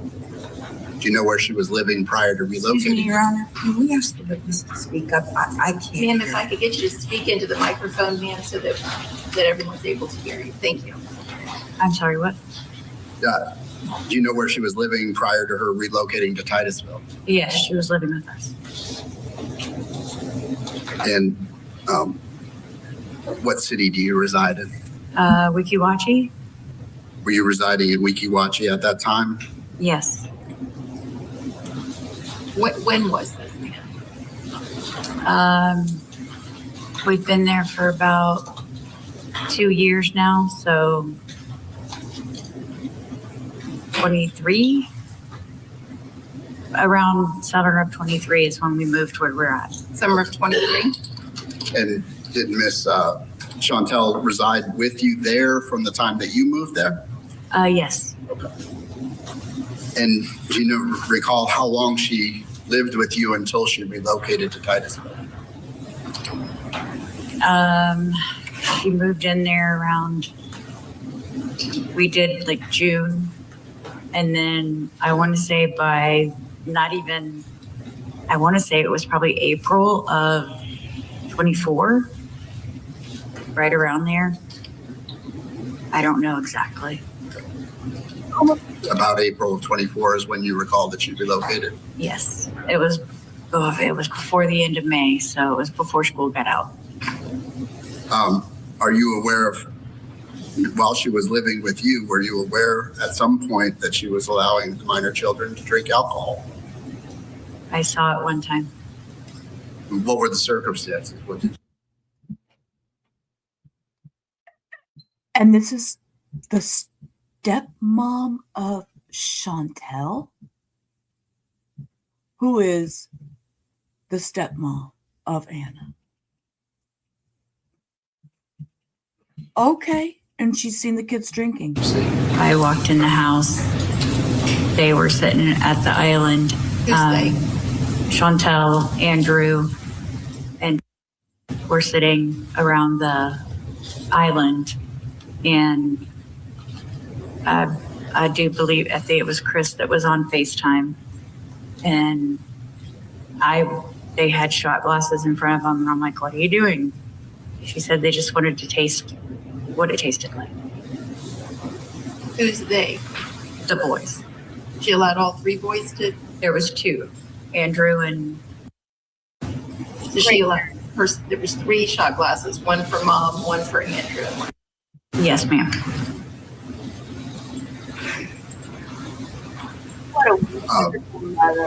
What was your relationship with the children? I mean, let's give her, y'all. We need to throw out all the awards, trophies. This is Mom of the Year material. What in the hell is happening? Children while they were residing with you. Very good. Very good. And just to clarify, as far as you indicated, your stepmother, Chantel, correct? You're married to her father, Yes. and her father resided in that home as well. Yes, sir. Since she moved over to Titusville with Chris, have you and your husband been allowed to have contact with the minor children? No. No further questions on this witness. Chantel didn't live in the actual house with you, with the kids. She lived on another home or parcel on the same property, correct? About 100 foot from mine. They're about 100 foot apart. Okay. But she wasn't with you in your particular house, correct? No. And neither were the kids? No. Okay. You said that you saw the kids drink alcohol on this one occasion. It was just the one occasion? Yeah. Okay. And what was it that they were allegedly drinking? I did not look at the bottle that was sitting there. Well, how do you know it was alcohol? Because I knew it was alcohol. I didn't look at the name of the bottle. There was a bottle sitting there. I didn't look to see what the name was. I went on about my business. And did you say? And ma'am, that's one thing you shouldn't have done. As grandma, you should have said, whoa, what in the hell are you doing here? I mean, Anything to Chantel that you didn't think that was a good idea or anything like that? I questioned it, and she said they wanted to see what it tasted like. So she said she was going to let them while they were at home instead of out somewhere. Okay. And you said that since that Chantel moved to or relocated to Titusville. okay, I will pause to say this. Thinking back, and I may or may not should be saying this out loud, but when Muffins wanted to try the green ganja for the first time, yes, she was a teenager. Yes, I did it. She did it at the house in front of me for her first try. Now, I wasn't in any custody battle or dealing with any of this. So as a parent, I understand you wanting your child to do something safely.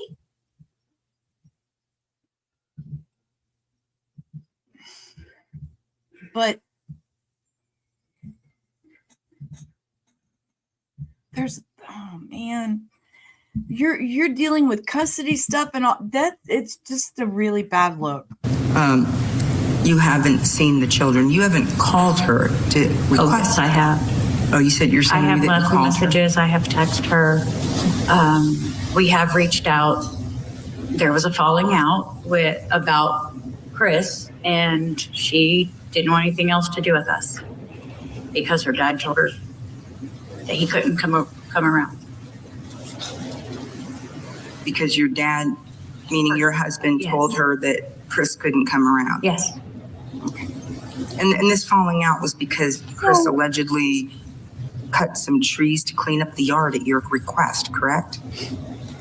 Wait, what? That and some other things, but that's something you'd have to ask him his opinion. So some tree trimming went wrong. Oh my God. This is a bigger rabbit hole than I thought I was going to listen to today. Or I'm not going to answer for him. Okay. But it would be fair to say you haven't seen the children since she's relocated. I haven't. And you haven't. And it's obvious that Chris has some kind of issues.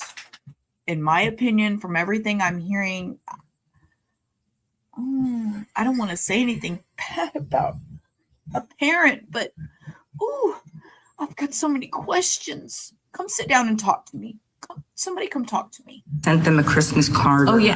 I called to get her address. I texted her to get her address and she wouldn't give it to me. Okay. And you haven't. And I still have their gift cards that I had gotten. Okay. But you didn't give it to them. I wasn't allowed to. I see. Okay. Have you ever been to Titusville? Did you ever come over here? No. Okay. Why am I going to drive 2.5 hours if I'm told I can't see them? No, I have no further questions, ma'am. Redirect. In addition to being told you can't see them, you were denied even having their address, right? Yeah. And when you said there was a falling out, and Chris was told he couldn't be around, was that you or was that your husband? It was my husband.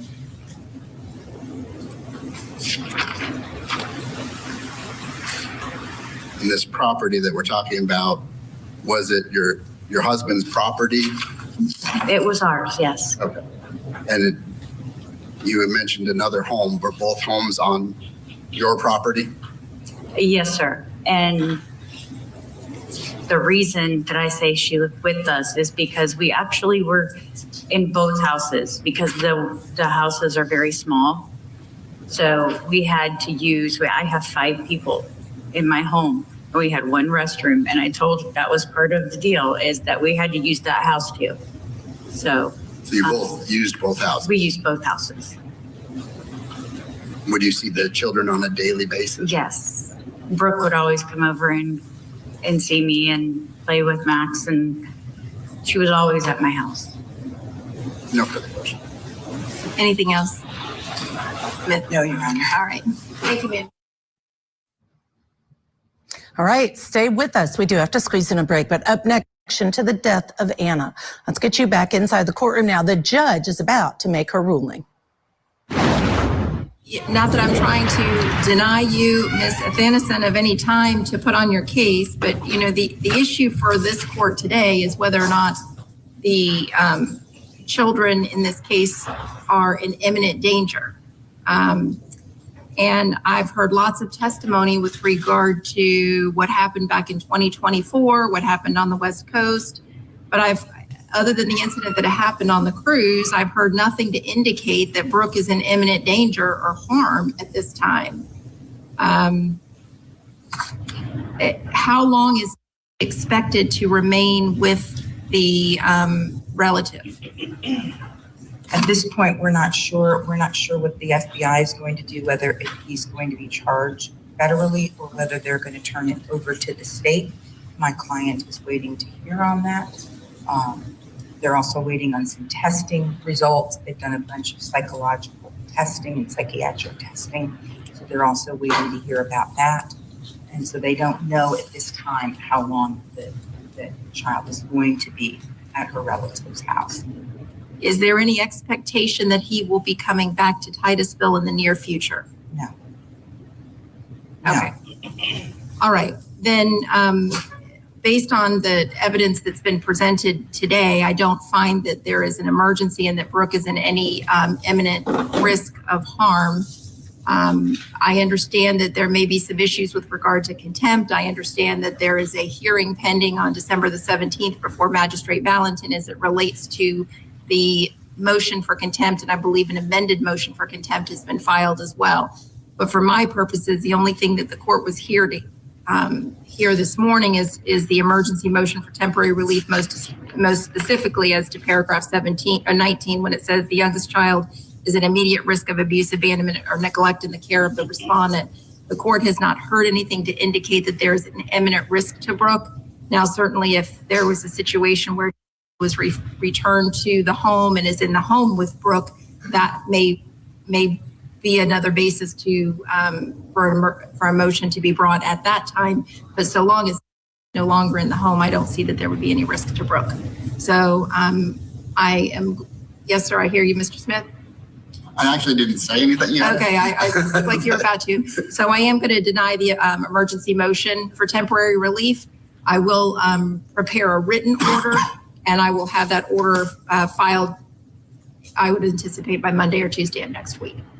All right, that concludes the proceedings. Thank you all very much. Well, the judge says the girl can stay. The judge says she's not in any danger. It's okay. The suspect in the Anna Kepner is in a family member's home, and it's okay. They enrolled him out of school. They didn't enroll. The school unenrolled them because of media. I'm very, very curious to hear more on that case. What I want to do, we're going to switch over. I found this, and I haven't watched it. I saved it to watch with y'all. This is OnlyFans model turned killer makes sickening demand from prison. It says former adult film performer Chelsea Perkins, known online as Selena Savage, drove from Virginia to Ohio and executed her former classmate, Matthew Dunmire, inside Cuyahoga Valley National Park, later claiming she did it because she believed he AR'd her years earlier. Before her arrest, her mother and partner attempted a botched vigilant attack disguised as a UPS delivery, shooting the wrong woman before being captured. Perkins is now serving more than 22 years in federal prison and is fighting a court-ordered $596,000 restitution payment to Dunmire's family. So, I wanted to watch this. I need to take a quick comfort break. So, I'm going to turn on some music just for a brief second while I do that, and I will be right back.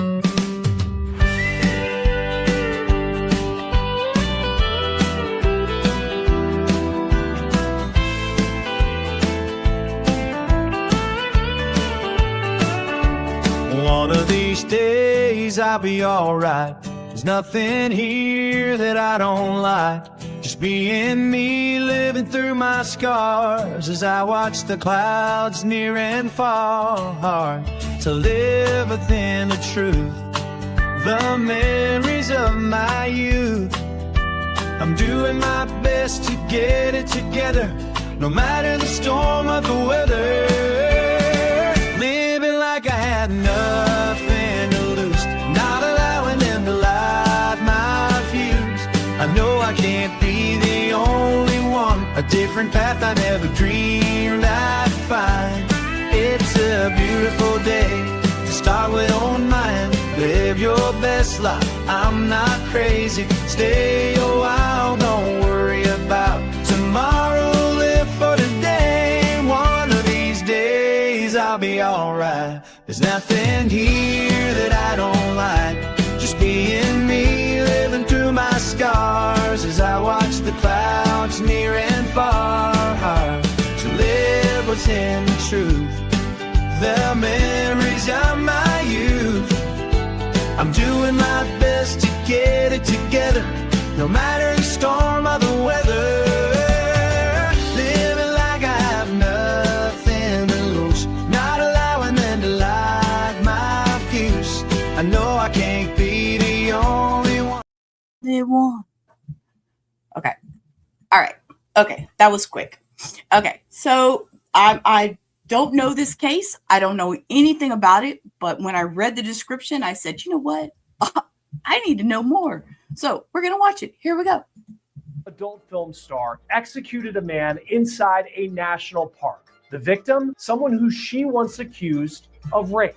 The woman once known as Selena Savage on OnlyFans is in prison. She pleaded guilty to murder, but she is not going quietly. Why she says what she is ordered to do behind bars isn't fair. We're on the case presented by Law and Crime. I'm Chris Stewart.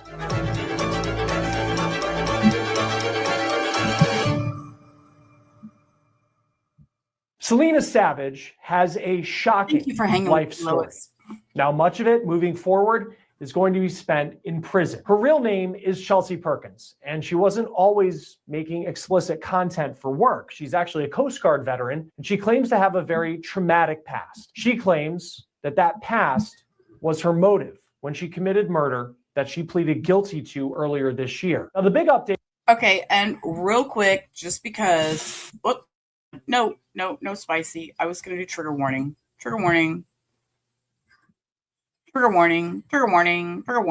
Wah, wah, wah. Okay. That we are following in this case is a real shocking new claim that she appears to be making from federal prison. So before we get into that, let's lay out this case, including what happened after the fact, after this murder, when someone went to shocking lengths to try to kill Perkins, aka Selena Savage, months after she killed a man in an Ohio national park. Yes, there are a lot of layers to this story, so let's break it down. On Instagram, Perkins, again, identified herself as Selena Savage. She was a, quote, cam model. Perkins' last post on Instagram was December 9th, 2021. I want you to remember that date. Now, earlier that year, on March 6th, Perkins drove to Ohio to meet 31-year-old Matthew Dunmire. According to court documents, Dunmire and Perkins go way back. They both went to high school together, and so they knew each other for many years. Now, heading into this weekend, Dunmire told a friend that he was going to meet up with a woman who was in town for the weekend. In fact, his boss saw him get into a car with a woman who drove a white vehicle. Also want you to remember that part. Now, on March 6th, the two go to Cuyahoga Valley National Park, which is a beautiful park, has incredible views like this, and it's also a quiet place to get away from the hustle and bustle of Cleveland or Akron in Northeast Ohio. On March 9th, a few days later, around 11 o'clock in the morning, hikers found Dunmire dead. He had a single gunshot wound to his head. At that time, Perkins was nowhere to be found. During the investigation, police did speak to some hikers who remember on the day of Matthew's murder that they heard a gunshot and they passed Perkins, who seemed lost in the woods. They noted that it was odd that she was wearing knee-high boots walking through a national park. And we're not talking about hiking boots. Now, Perkins eventually made her way out of the park, and then she drove across state lines to Michigan to a tattoo parlor, and then she eventually made it back to her home in Virginia. That's where her husband lived, and her husband owned the white vehicle that Matthew's... Wait, stop. I pushed a button on all my whole freaking screen. Wait, what? Her husband?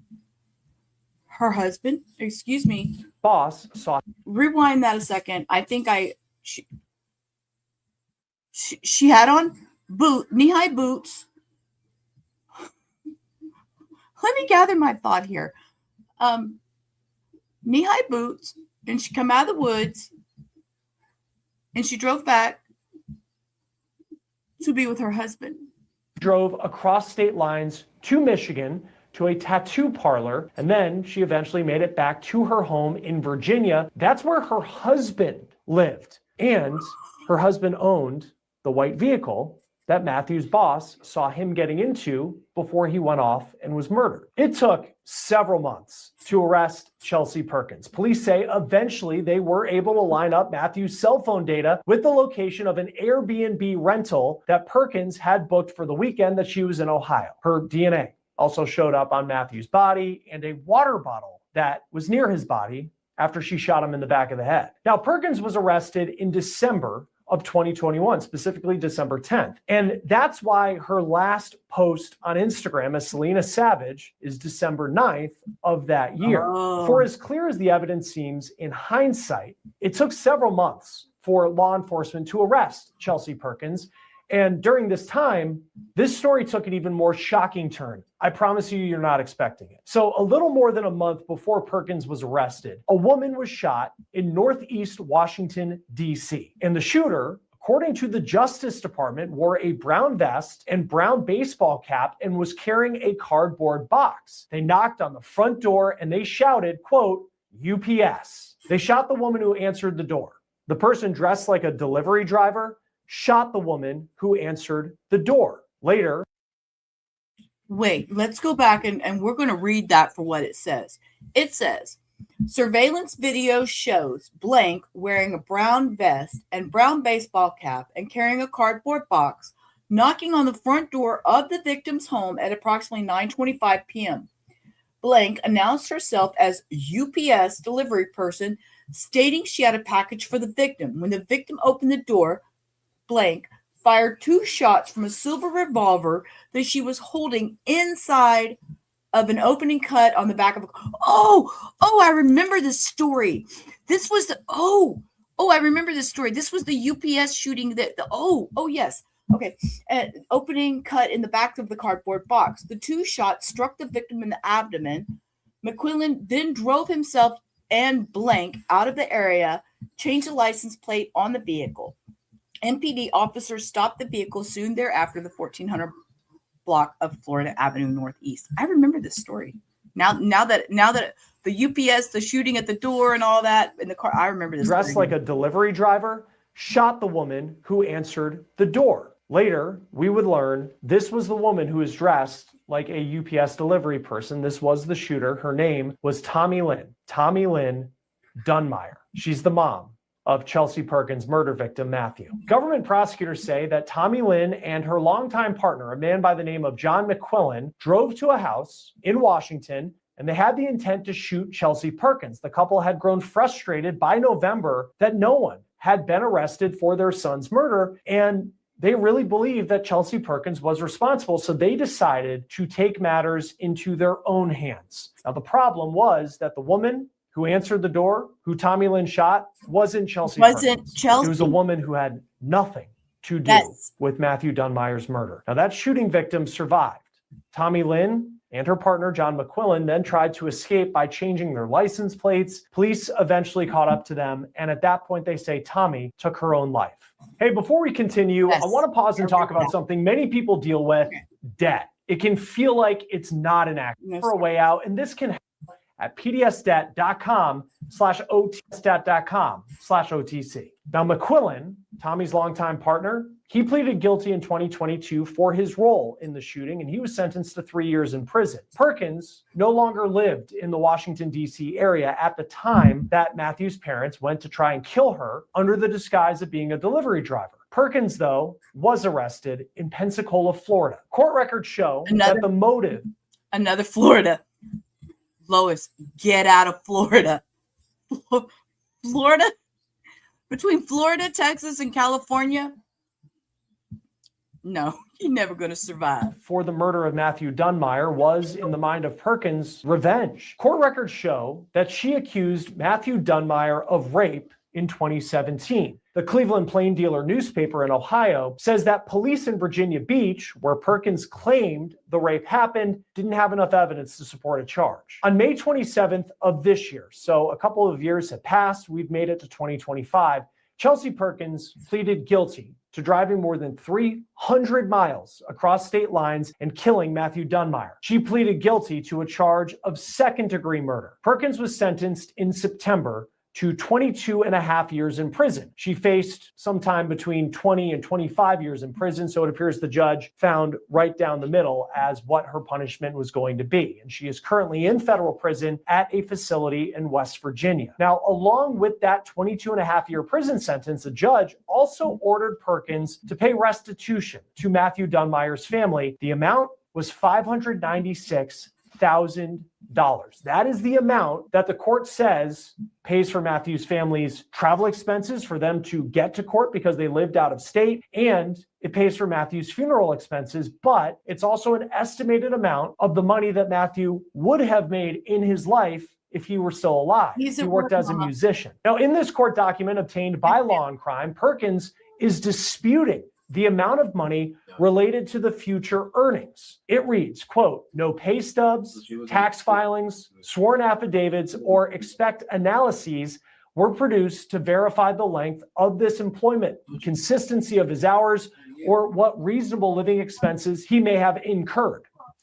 Prosecutors countered by calling the amount a, quote, conservative calculation, and they argue that they have met their burden. They say, quote, she should not now be able to avoid paying into his estate, which one day will belong to his minor children, by claiming that he did not make any money despite having a full-time job and being capable of work. To order otherwise would be to give defendant a windfall despite her crime. This week, court records show that Perkins and prosecutors agreed during a status conference over Zoom that they would work together to determine what a resolution could be in this case when it comes to the issue of restitution. But it didn't appear that those negotiations went on for very long, because they met on December 2nd. Then on Thursday of this week, December 4th, the government filed another document saying they could not reach a deal, and the court should order Perkins to pay that nearly $600,000 amount that she was already ordered to do. At this point, it's unclear how the court could rule what happens next.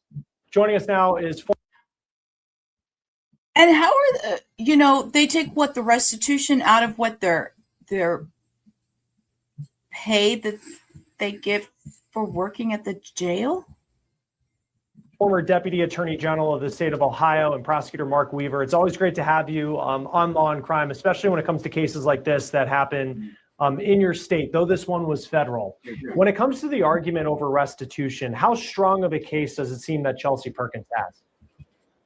Yeah, pretty strong case. Now, every time victims look for restitution, you have to see whether they're exaggerating the expenses or asking for too many things. But for crimes of violence, federal law makes it very clear that the victims, in this case, the children of the murder victim, are entitled to compensation. And one of the big ones is the money that this man would have made in his career had he gone on to live a life and provide for his children.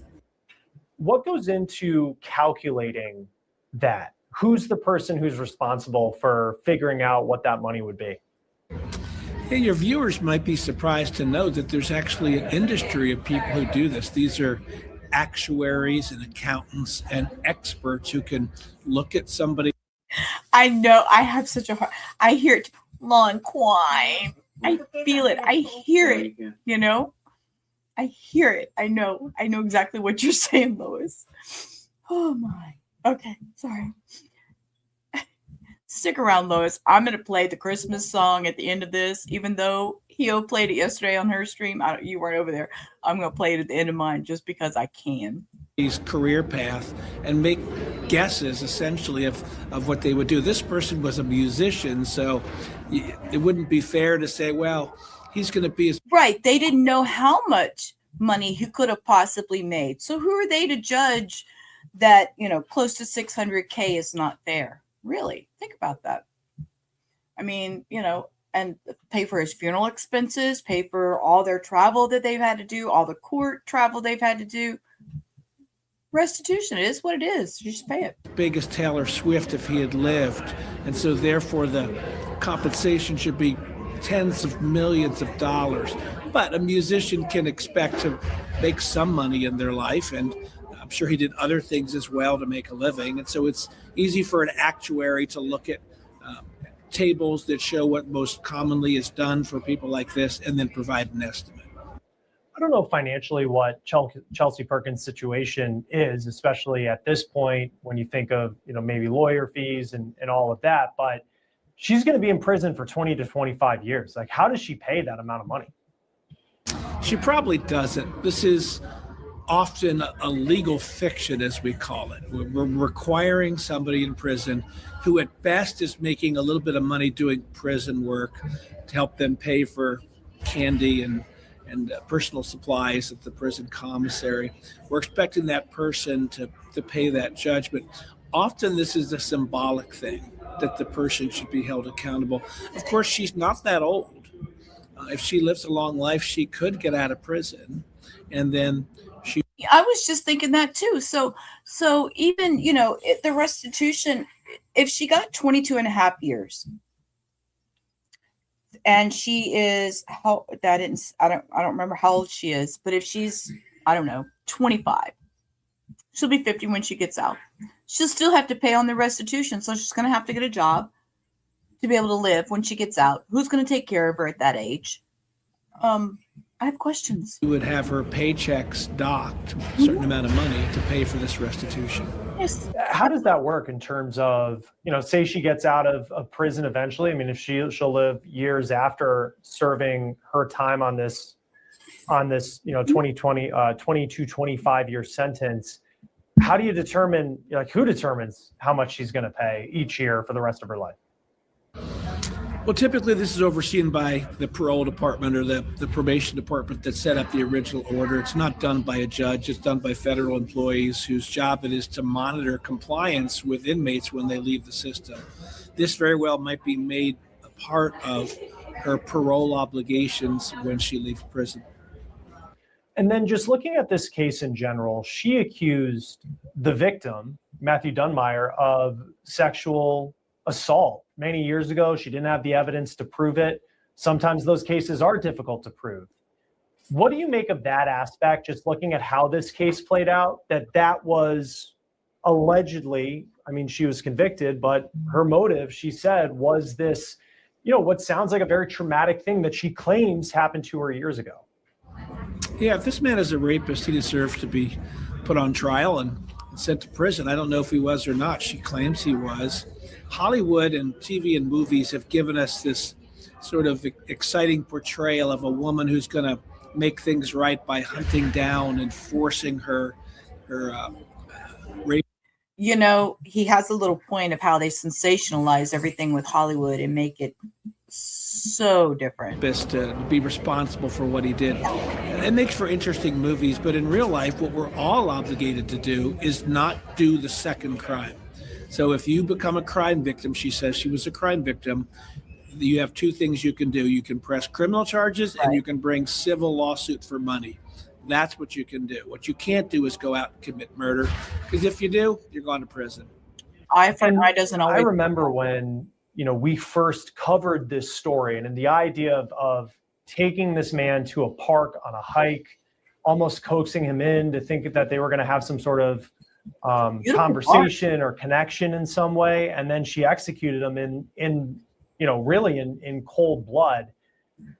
How common do you see crimes like this? Because the story, and then there's the whole other aspect involving Matthew Dunmire's family and what they tried to do to Chelsea Perkins. Just what do you make of I know that these types of cases have major impacts on people's lives, but it just seems so many different people went about it in ways that so many different lives were ruined because of what happened.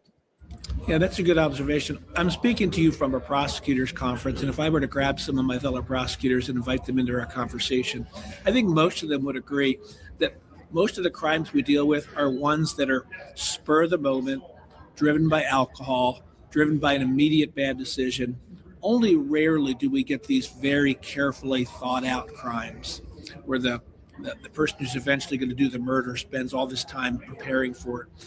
I wonder what was going through the mind of this victim as this woman was getting ready to lure him out into the woods. One account, some witnesses suggested that they bumped into this woman after she committed the shooting, and she was wearing thigh-high boots, which are not hiking boots.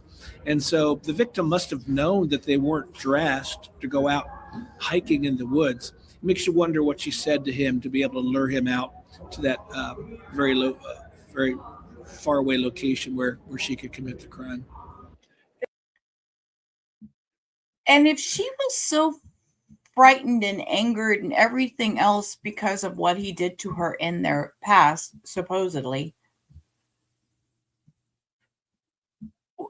what was on her mind to lure him out into the woods? What kind of mindset is that? Where did she even come up with this idea? I guess I don't think like a criminal, so I don't understand. And another part of this, and again, it doesn't excuse it, but it took a long time. When you think of seeing someone in the woods, they don't have the boots on. I mean, she commits this crime in a national park, and then she flees to another state. This becomes, this federal case. And then you have Matthew Dunmire's mom and stepdad. They end up spending time in prison because of, trying to kill Chelsea Perkins. How do you as a prosecutor, and this probably goes to the law enforcement level as well, when you have an investigation that's taking time, keeping the family in the loop, knowing that it's not something that's gone cold, that you understand you're trying to build a case, so you don't have someone like this family did, allegedly trying to go after someone and taking justice. I was just going to say, taking justice into their own hands, thinking that they're going to solve their problem. You're just creating more problems. Justice into their own hands. Yeah, we look at this case and we sometimes use 20/20 hindsight. We go, look, it's clear she was angry at him. Why couldn't the authorities, the FBI, why wouldn't they know? Well, they didn't have that. They have a dead body, someone who shot in the woods. And she was from not his current life, she was from his distant past life. She was not even from where he was living at the time. And so it's kind of a long shot to find somebody like they did. It took a while. Your other question, though, was how do you deal with the family who wants justice for their murdered loved one? And that's one of the hardest parts of being a prosecutor. I've sat with family members of people who've died, and they're just heartbroken, and they want something to be done. And we, as law enforcement, we want to help them, but we also have an obligation to put together a case that can be proven beyond a reasonable doubt to a unanimous jury. What are some of the reasons that a case like this ends up being a federal case as opposed to something that authorities in Ohio would prosecute? Yeah, there's two bases for federal jurisdiction here. One is when you commit a crime across state lines, you start the crime in one state, you go to another state. That could be a state or a federal prosecution. But in this case, it was held at a federal national park, so it's on federal property. Many of your viewers have watched NCIS, the Naval Criminal Investigative Service. They are the investigators when the crime takes place on federal property involving the Navy. That's one of the ways NCIS gets involved. So when it's federal property, give you an example. I actually got a parking ticket once at a federal park, and if I wanted to challenge it, I had to go to federal court, which is kind of crazy to think about it, but the infraction occurred while I parked in a federal park. And so if you want to go fight it, you're going to be in federal court, not your local traffic court. How does the prosecution of someone in a case where if this had happened, on a street in Cleveland, that it would have been something that a prosecutor in Cleveland would have tried? In this situation, because it was in a park, there's multiple states involved, it ends up being a federal charge. How do the prosecutions typically differ when trying to figure out whether someone's guilty and then you have a sentence? Yeah, the prosecutors at the state and federal level have to talk to one another because this could be a state crime. There's something called the dual sovereign theory, which says that the double jeopardy clause of the Constitution that prohibits someone from being put in jeopardy twice for the same crime, it doesn't apply when there's a state charge and a federal charge. Now, if the federal charge is almost exactly the same as the state charge, that could be a problem. But in theory, this woman could be charged for something in Ohio should the prosecutors in that county want to pursue that. We see often when people are, they face a sentence, even taking a plea deal, they don't serve an entire sentence. Exactly. And that was the other thing I was going to bring up. She's not going to serve all 22 years. More than likely, she won't. She'll behave. They'll let her out early for good time. That's typical. This case, she gets 20 to 25 years. How likely is it, because it's in a federal prison, that she would actually serve between 20 and 25 years as opposed to getting out early? Like we do see that happens in some states. Sure, and I can compare that to Ohio. In Ohio, she would do most of those years. Under the federal system, particularly with some of the recent changes in sentencing, if she behaves herself, if she doesn't get in trouble in prison, she can carve a few years at least off that sentence. And if she's a first-time offender, I can't remember from the notes whether she is. I think she was. That's an additional time she can take out. So if she behaves herself, you could expect her to be out in 15 to 18 years. And then on top of that, knowing that it could be 15 to 18 years, like you go through, and we were just talking about it, like this was not a crime of passion in the moment, where she has an argument with Matthew Dunmire and she shoots him. This was something that was planned.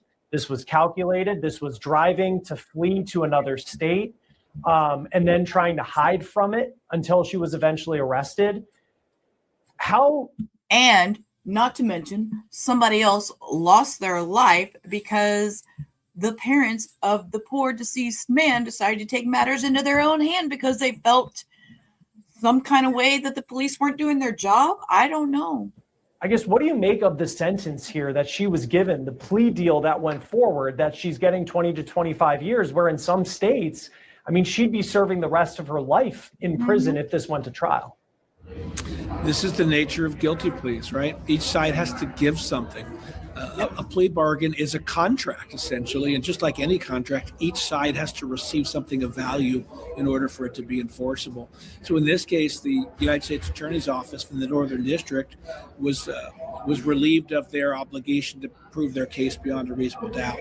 And the defendant, the murderer, she was relieved of the possible penalty of spending much more time in prison. And then I know this is probably a good question too that a lot of people at your conference could answer, since you're a prosecutor yourself and surrounded by several prosecutors. But when you're in plea negotiations, how do you balance, okay, I can get this person to plead guilty, we got him, and you balance that with, well, she's only going to be spending, in this case for a premeditated murder, 20 to 25 years, if not less. How do you balance that as opposed to saying, this is someone who definitely should serve more time in prison, and I feel good about our case, and we're going to follow this all the way through and put it up to a jury? Well, I prosecuted a lot of child sex cases in my career, and so a lot of times I'll weigh in whether or not I want to put the child on the stand and make their life more difficult and re-victimize them potentially. In this case, we don't have a victim who can take the stand because he's dead, so that wouldn't be a consideration here.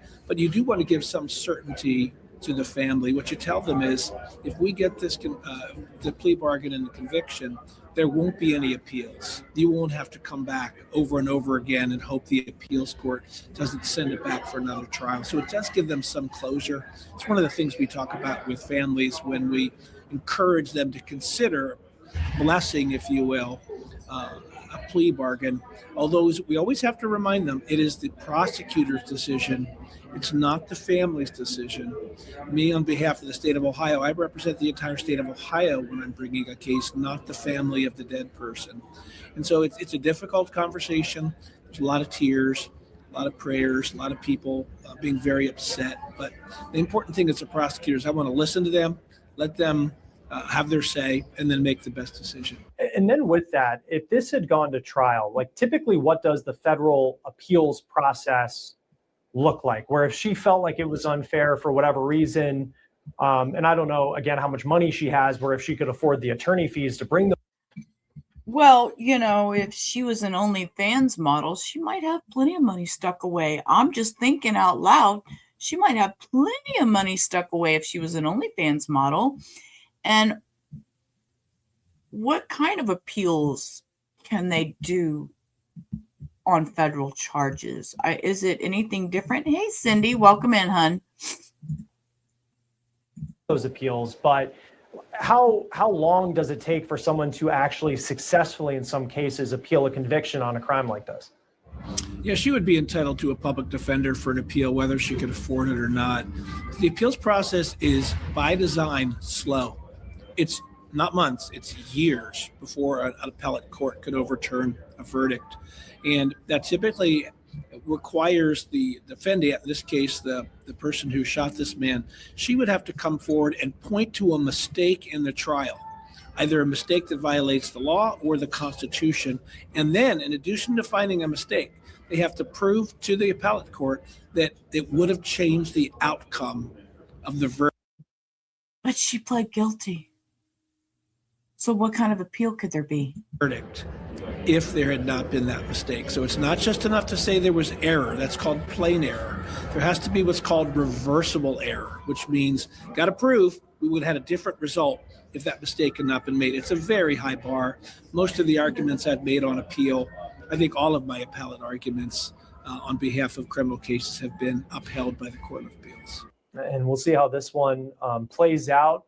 Chelsea Perkins, who pled guilty to this premeditated murder, sentenced to 20 to 25 years, but arguing that point of restitution. Mark Weaver, prosecutor, former So she doesn't want to pay the close to $600K restitution to the family, but you know what? Tough shit. You owe what you owe. You did what you did. You took a plea deal.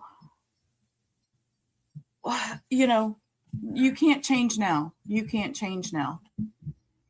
Okay, I have one more video, and it is about 33 minutes long. This one, I haven't watched it either. Y'all know I do this blind. It says glamorous troopers, deadly DUI case takes a wild turn. Washington State Patrol Trooper Sarah Clasen charged with vehicular homicide after a fatal crash that killed 20-year-old motorcyclist Jhoser Sanchez, is now the center of a deepening investigation. Newly released police body cam shows detectives visiting the bar where Clasen drank before the crash, only to be met with resistant, missing receipts, and a manager who claims he kept no customer records. And then it goes off the chains. So I figured we'll watch this, and it's 30 minutes. So we got about 30 minutes left, and then we're going to be done for the day. I'm just going to sit right here. You're not going to sit right here. You are going to be obstructing our investigation, and you will be in handcuffs. Do you understand? We're here on a search warrant.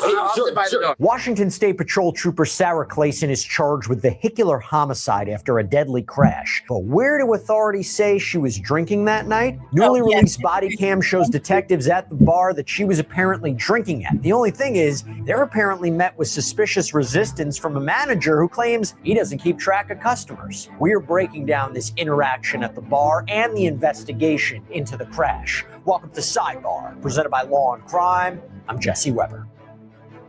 Let me tell you something. If you think the crime stories I cover, like this one, are scary, wait until you hear what's happening with your personal data.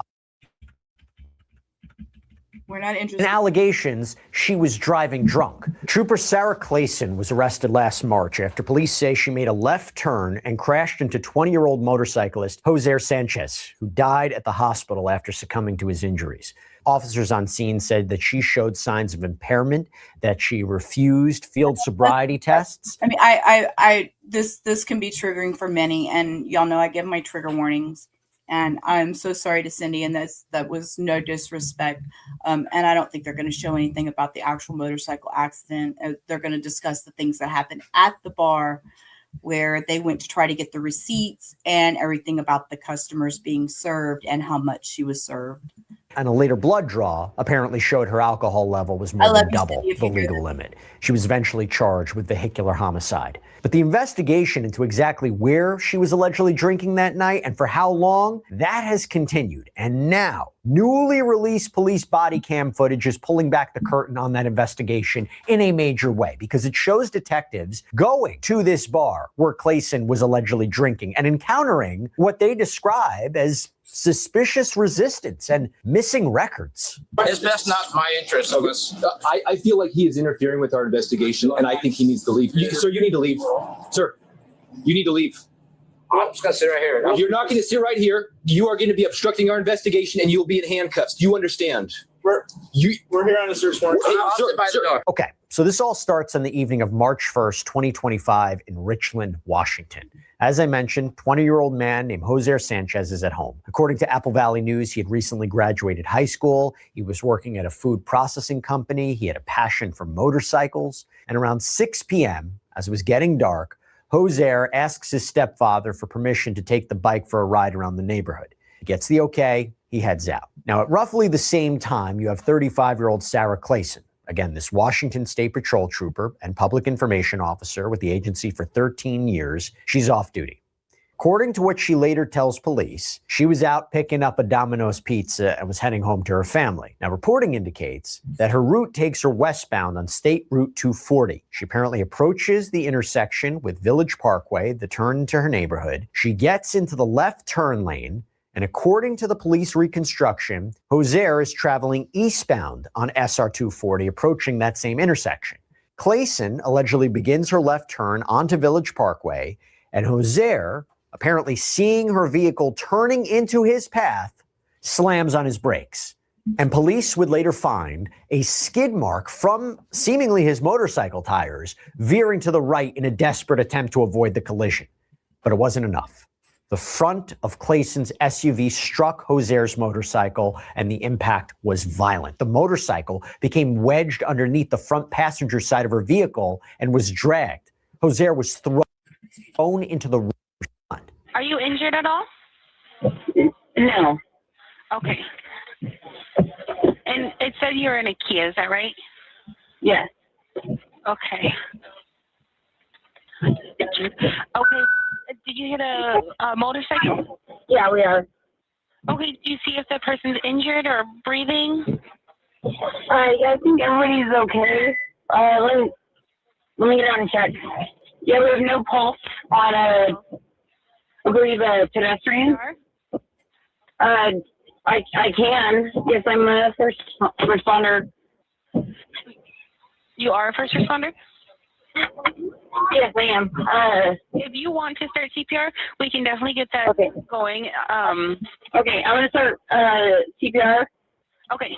So first responders, they arrived to find Clasen performing CPR on Jhoser in a large pool of blood on the highway. The medics, they take over, they rush him to the hospital, but his injuries were catastrophic. According to the police report, he suffered severe head trauma, internal injuries, a likely femoral artery bleed, and he was pronounced dead. Now, here's the thing. Because the suspected driver who we're talking about here was an off-duty state trooper, Washington State Patrol handed the investigation over to Richland Police so there wouldn't be a conflict. The lead investigator here, Officer Steve Hyde, noted that there were signs of potential impairment here and asked Clasen to perform field sobriety tests, but she allegedly refused.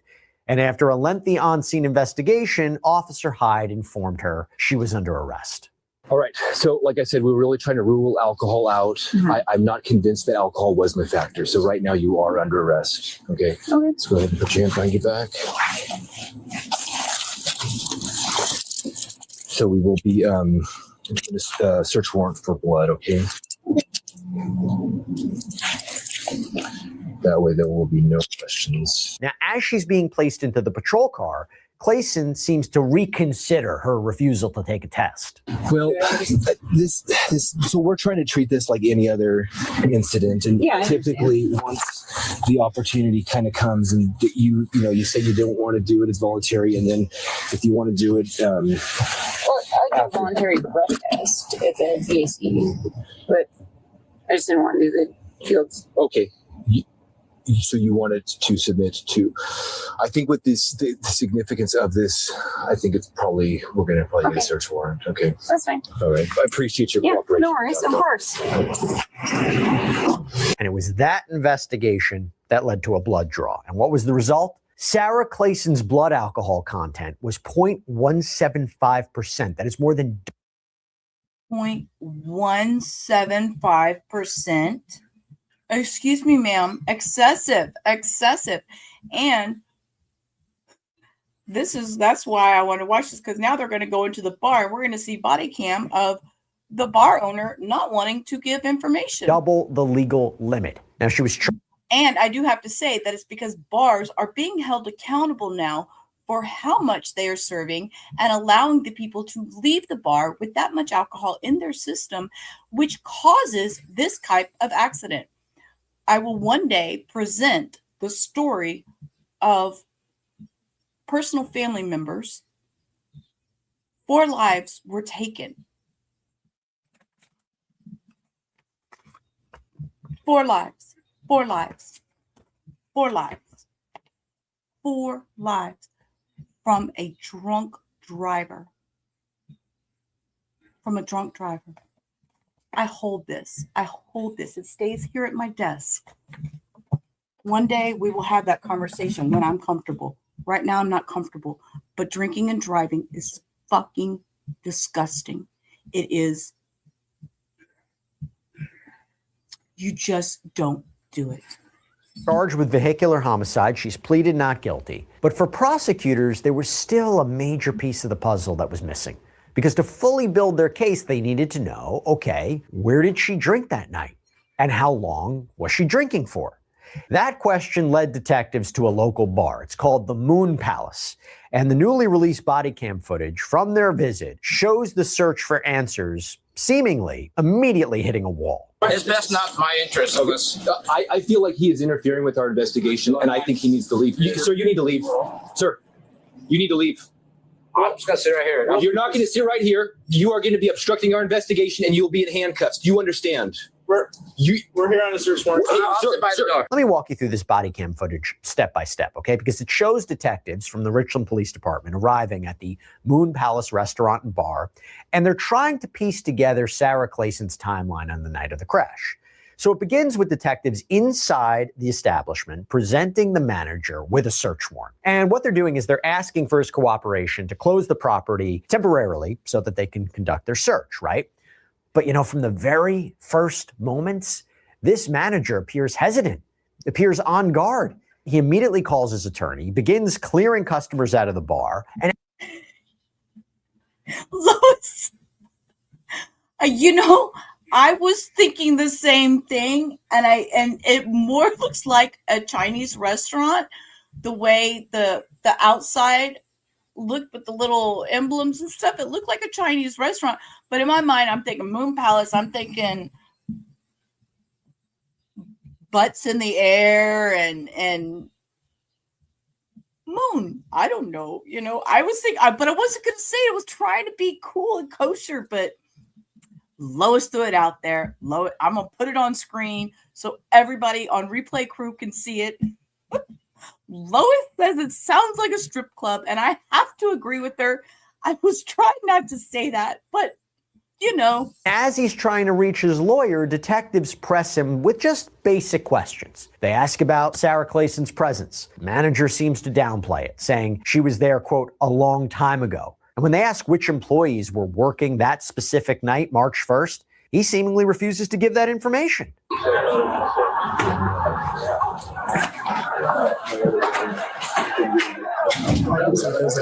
Okay. How's it going? Yeah. So I was here yesterday. We just got some questions. Sure. Can we talk about her? Yeah, we can do that. So did you notice that there's a separate little bar side and then there's this restaurant side? Okay, I just noticed that. So where he was just serving that guy the alcohol is more like a little bar area and stuff. Over here is more restaurant, like with restaurant booths and stuff. We're just investigating a collision that happened on Saturday. Do you recognize these two people? We think they may have been here. They've been in here a long time ago. A long time ago? Yeah. Okay. Were you working on Saturday? I was not working on Saturday. Okay. Who was working on Saturday? One of the girls. Okay. Who was the other girls that were working on Saturday? There's just a couple other employees. Okay. So what are the names? I don't really want to answer anything because I don't know what it's going to turn into. All right. So that's kind of what I figured. So I did apply for and was granted a search warrant for this location. Okay. That's why we didn't go over this yesterday. We were hoping to do this with your cooperation, but we can do this either way. So do I need an attorney then? I love this cop. This cop was like, yeah, well, we talked to you yesterday and we already knew you were going to be an ass about this. So we went ahead and procured a search warrant because we knew you had an attitude. You can get an attorney. Right now we have a search warrant. Here you go. We are going to search and seize the location for receipts, financial documents, badger ledger entries, or any similar documentations. I will leave you with a copy of this warrant. Can you let me ask my attorney first? Would that be okay? No. You don't have the choice, sir. Sir, it's a search warrant. You done. So what we're gonna need you to do, unfortunately, everyone's gonna have to leave. We're gonna have to close you down until we're done with this. Okay. So if you wouldn't mind doing that, and then We were hoping to do this with your cooperation, but we can do it this way as well. that's fine. You can call your attorney though. Let me call my attorney. You okay? And see this total area over here now? See this area? This is all bar, and it's got little bar tables, a little bar back. Total different area than the restaurant up front. You guys are gonna have to leave. I'm sorry. Okay. We have a search warrant for the location. None of you guys are suspected of doing anything wrong. I will advise you that if you have had too much to drink, please do not drive those other officers in the area. I just opened, so. I'll drive real fast. That way you won't see me. All right. Sorry and thank you. Sir, that smart ass comment was uncalled for. You need to stop that. That if you have had too much to drink, please do not drive those other officers in the area. I just opened, so. I'll drive real fast. That way you won't see me. All right. Sorry and thank you for your cooperation. All good. Okay. Have a good night. You too. Oh, look, Thank you. back door. Absolutely. See the little back door? Yeah. Yeah, very, very, very fun going on.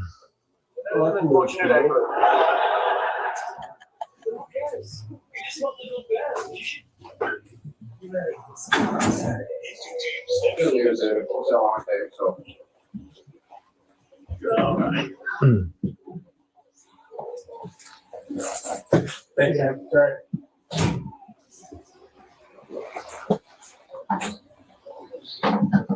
Hey Scott, this is Brad. The Richmond police is here. They have a search warrant. So if you can call me back as soon as possible. Thank you. Okay, so police is here. Call me when you have time.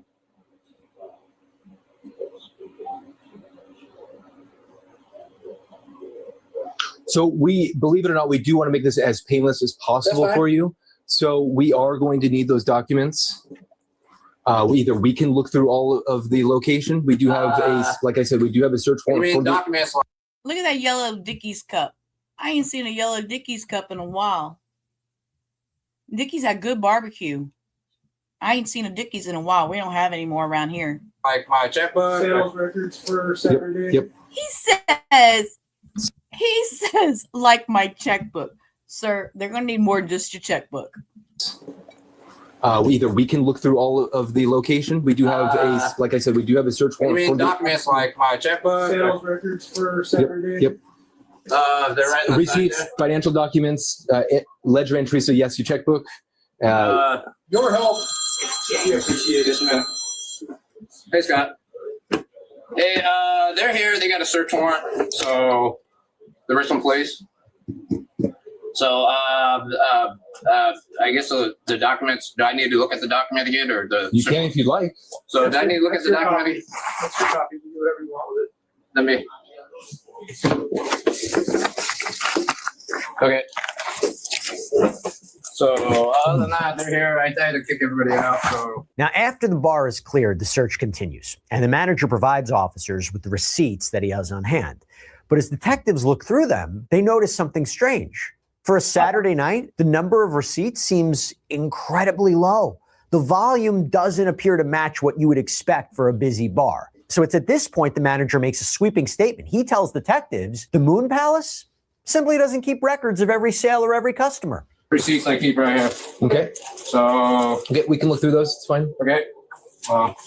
We're only going to take what the search warrant entitles us to. We're not going to go through everything for years and years back. Okay. That's fine. So you know, you've got nothing to be nervous about. I know. But we're just here for. You say he has nothing to be nervous about, but he is clearly nervous as all get out. He is very nervous. That's it. That's you're not in trouble.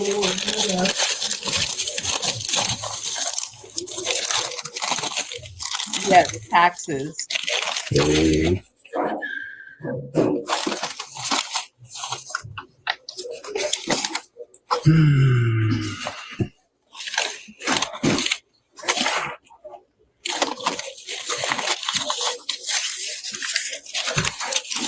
So I see 2 receipts in here from the first.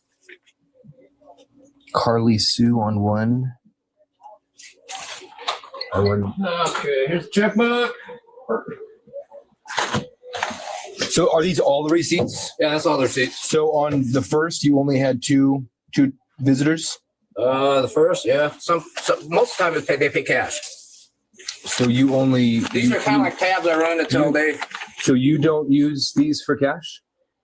I do use them as cash. They pay at the end of the night when they're done. So all I'm seeing in here, unless you have it out of order, I'm only seeing 2 receipts. That's whatever the day is. So my question to you, sir, is I only see 2 receipts here for the first. Are you saying that you only had 2 customers? No, I didn't say that. I said that's what I'm asking. No, I'm not saying that. I'm saying that most people pay cash. The only time I run a tab is if they don't want to pay per drink or whatever. Okay. That's all that is. So where's the documentation for the first, for all the transactions? That should be in there or in the tape. I will ask you again.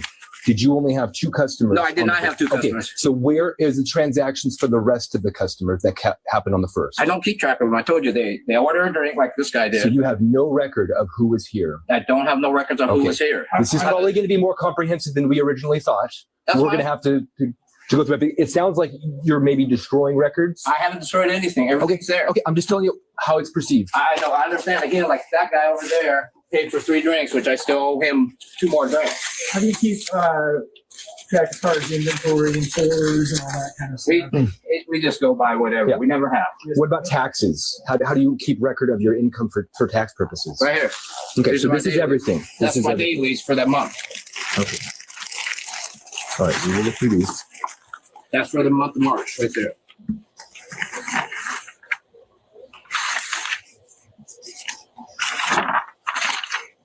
So you have one piece of paper. I have those for to 3 document. days. This is the biggest shit show documentation, dude. I ran a motorcycle and automotive business. No, I couldn't even imagine running a bar. No. And all this stuff is just handwritten on these. But look at these papers. Look at these little pieces. They're just handwritten numbers on. Right? Who's on first? What is even happening? 4th day.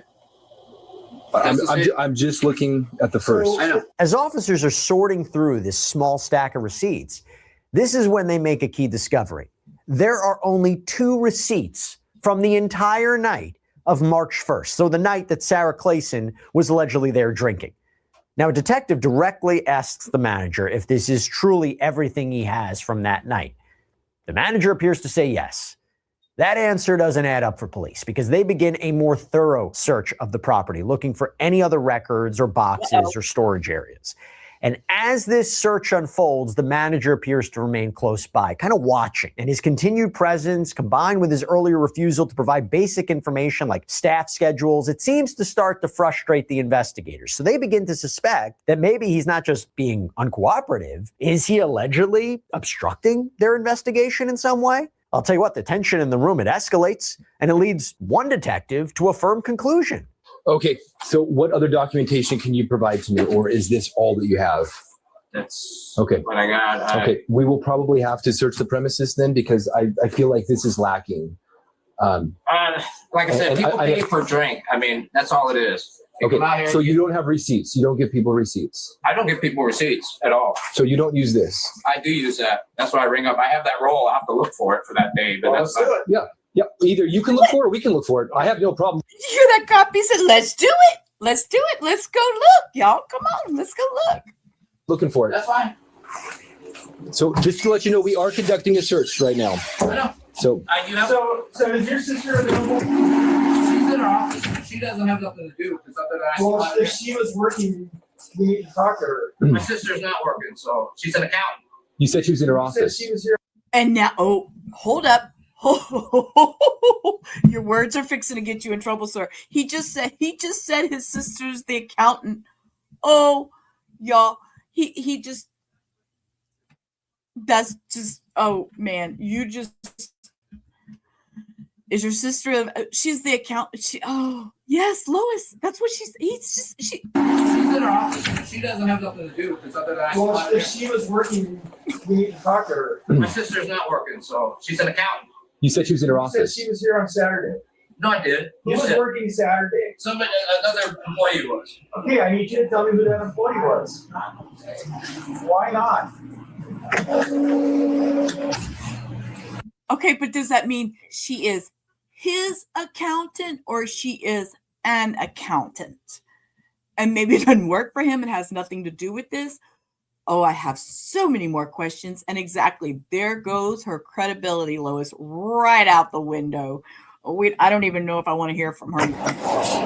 I feel like we got to search this place. Like, Sir, with all due respect, I don't understand why you wouldn't be willing to share who the employee was and would be able to answer our questions. It's best not my interest. I feel like he is interfering with our investigation, and I think he needs to leave. Sir, you need to leave. Sir, you need to leave.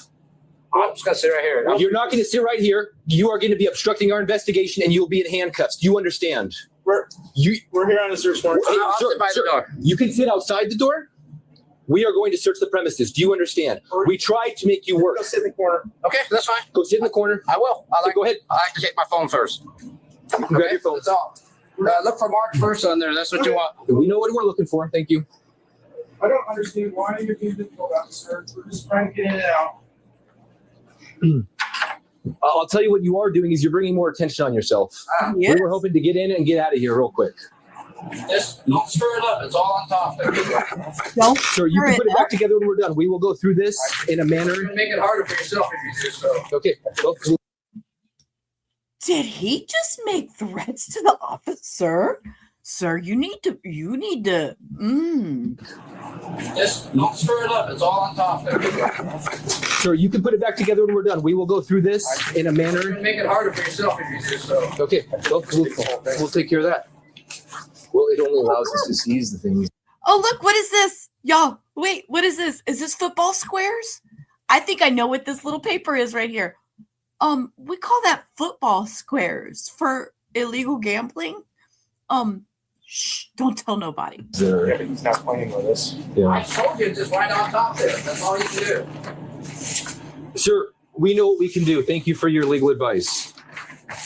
So I hope you can reconsider getting us in contact with who is working. I don't care if you call your attorney. Yeah. They want information. Sir, back in the corner, or you're going to get out of here, okay? You're obstructing our investigation at this point. No.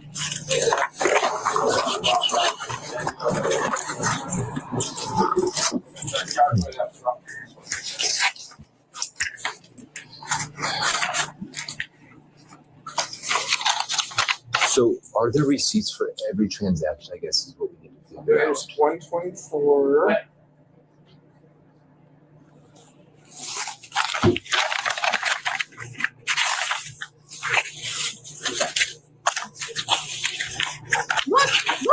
Look, more blank forms for some more football squares, guys.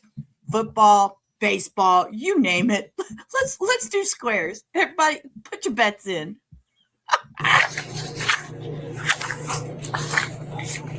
Oh, what's this?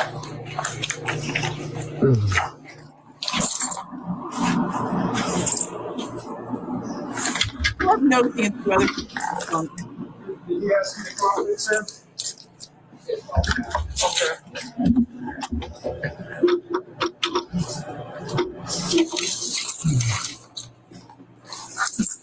We're just trying to get some simple answers. I don't know why you're getting difficult about this. Honestly, it's kind of weird.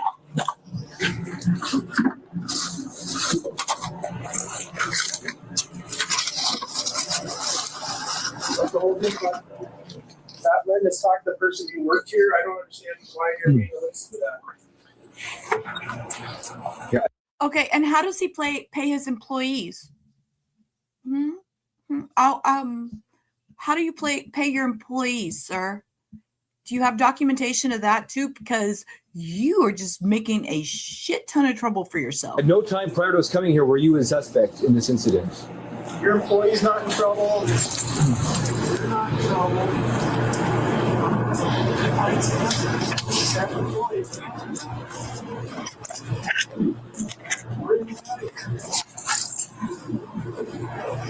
And we don't know where to look for these documents, so we're just going to have to look everywhere. They're right here. Whatever comes by. No, we originally asked you, and you said that was it. That is it. I told you. And then you brought this out. So you don't remember this? The tape register roll. I told you. And the search of the property reveals a crucial contradiction because officers, they seem to find boxes of receipts from other dates, other months, proving the bar does in fact keep sales records. And this makes the lack of receipts from March 1st even more suspicious. With boxes of records from other nights, why are there only seemingly 2 slips from the night of the crash? So what happens? Well, on camera, the detectives discuss the possibility that the receipts from that night were maybe intentionally destroyed or hidden. They talk about the need to amend their search warrant on the spot to legally seize the receipts that they found, which could serve as evidence of the bar's normal record-keeping practices. Anything else? Well, Like there's 3 pieces of paper for an entire day. I'm thinking maybe amend the search warrant. Wait, you want me to do that right now? And we While we're here? take all of these because Well, you want me to amend it right now? I just get on the phone and call for the amendment because you you're regular here. Okay. That's why he's lying to us. Oh, I know. There is an upper level. I haven't gone up there yet, but I just like the documents are somewhere. I think either his attorney tipped him off that this is where they were, and he's covering his tracks. Or me coming yesterday, he knows. I was, you know what? I was just fixing to make that comment. Was you came yesterday? He knew that they were going to be in trouble if they overserved this lady. In my opinion, in my speculation, he knew he was going to be in trouble, and they were going to take care of those receipts, or else. You know, he really screwed himself. And now they're finding these little packages of receipts from other nights, and they're so full, right? I'd be scared to go upstairs. There's a whole upstairs. What is even up? Maybe he lives upstairs. Maybe it's his house. I've seen that before. Let's continue watching and see. They seem to be in her. I just know. Oh, sure. Oh, okay.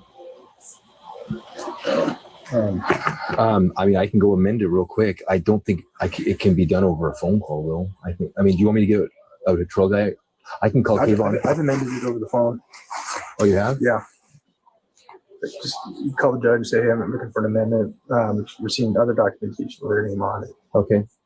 And he's obviously covering up. Okay. But we just want to take it all. Okay, so all, what kind of time period are we talking? All? Mm-hmm. Okay.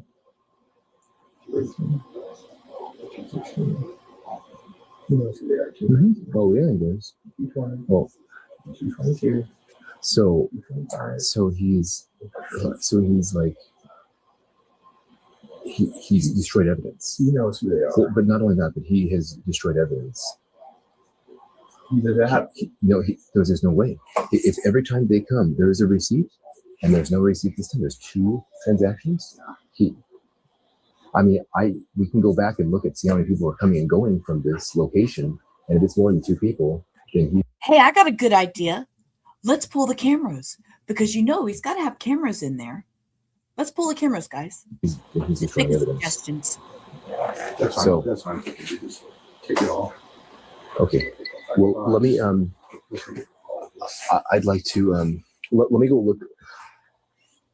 I mean, it's probably in the garbage. It could have been in the garbage 2 or 3 days ago. At this point, let me go look upstairs just to see if there's some sort of stash of something upstairs. Oh, we're Just going at least check that box, and then I can make that phone call to the Superior Court judge.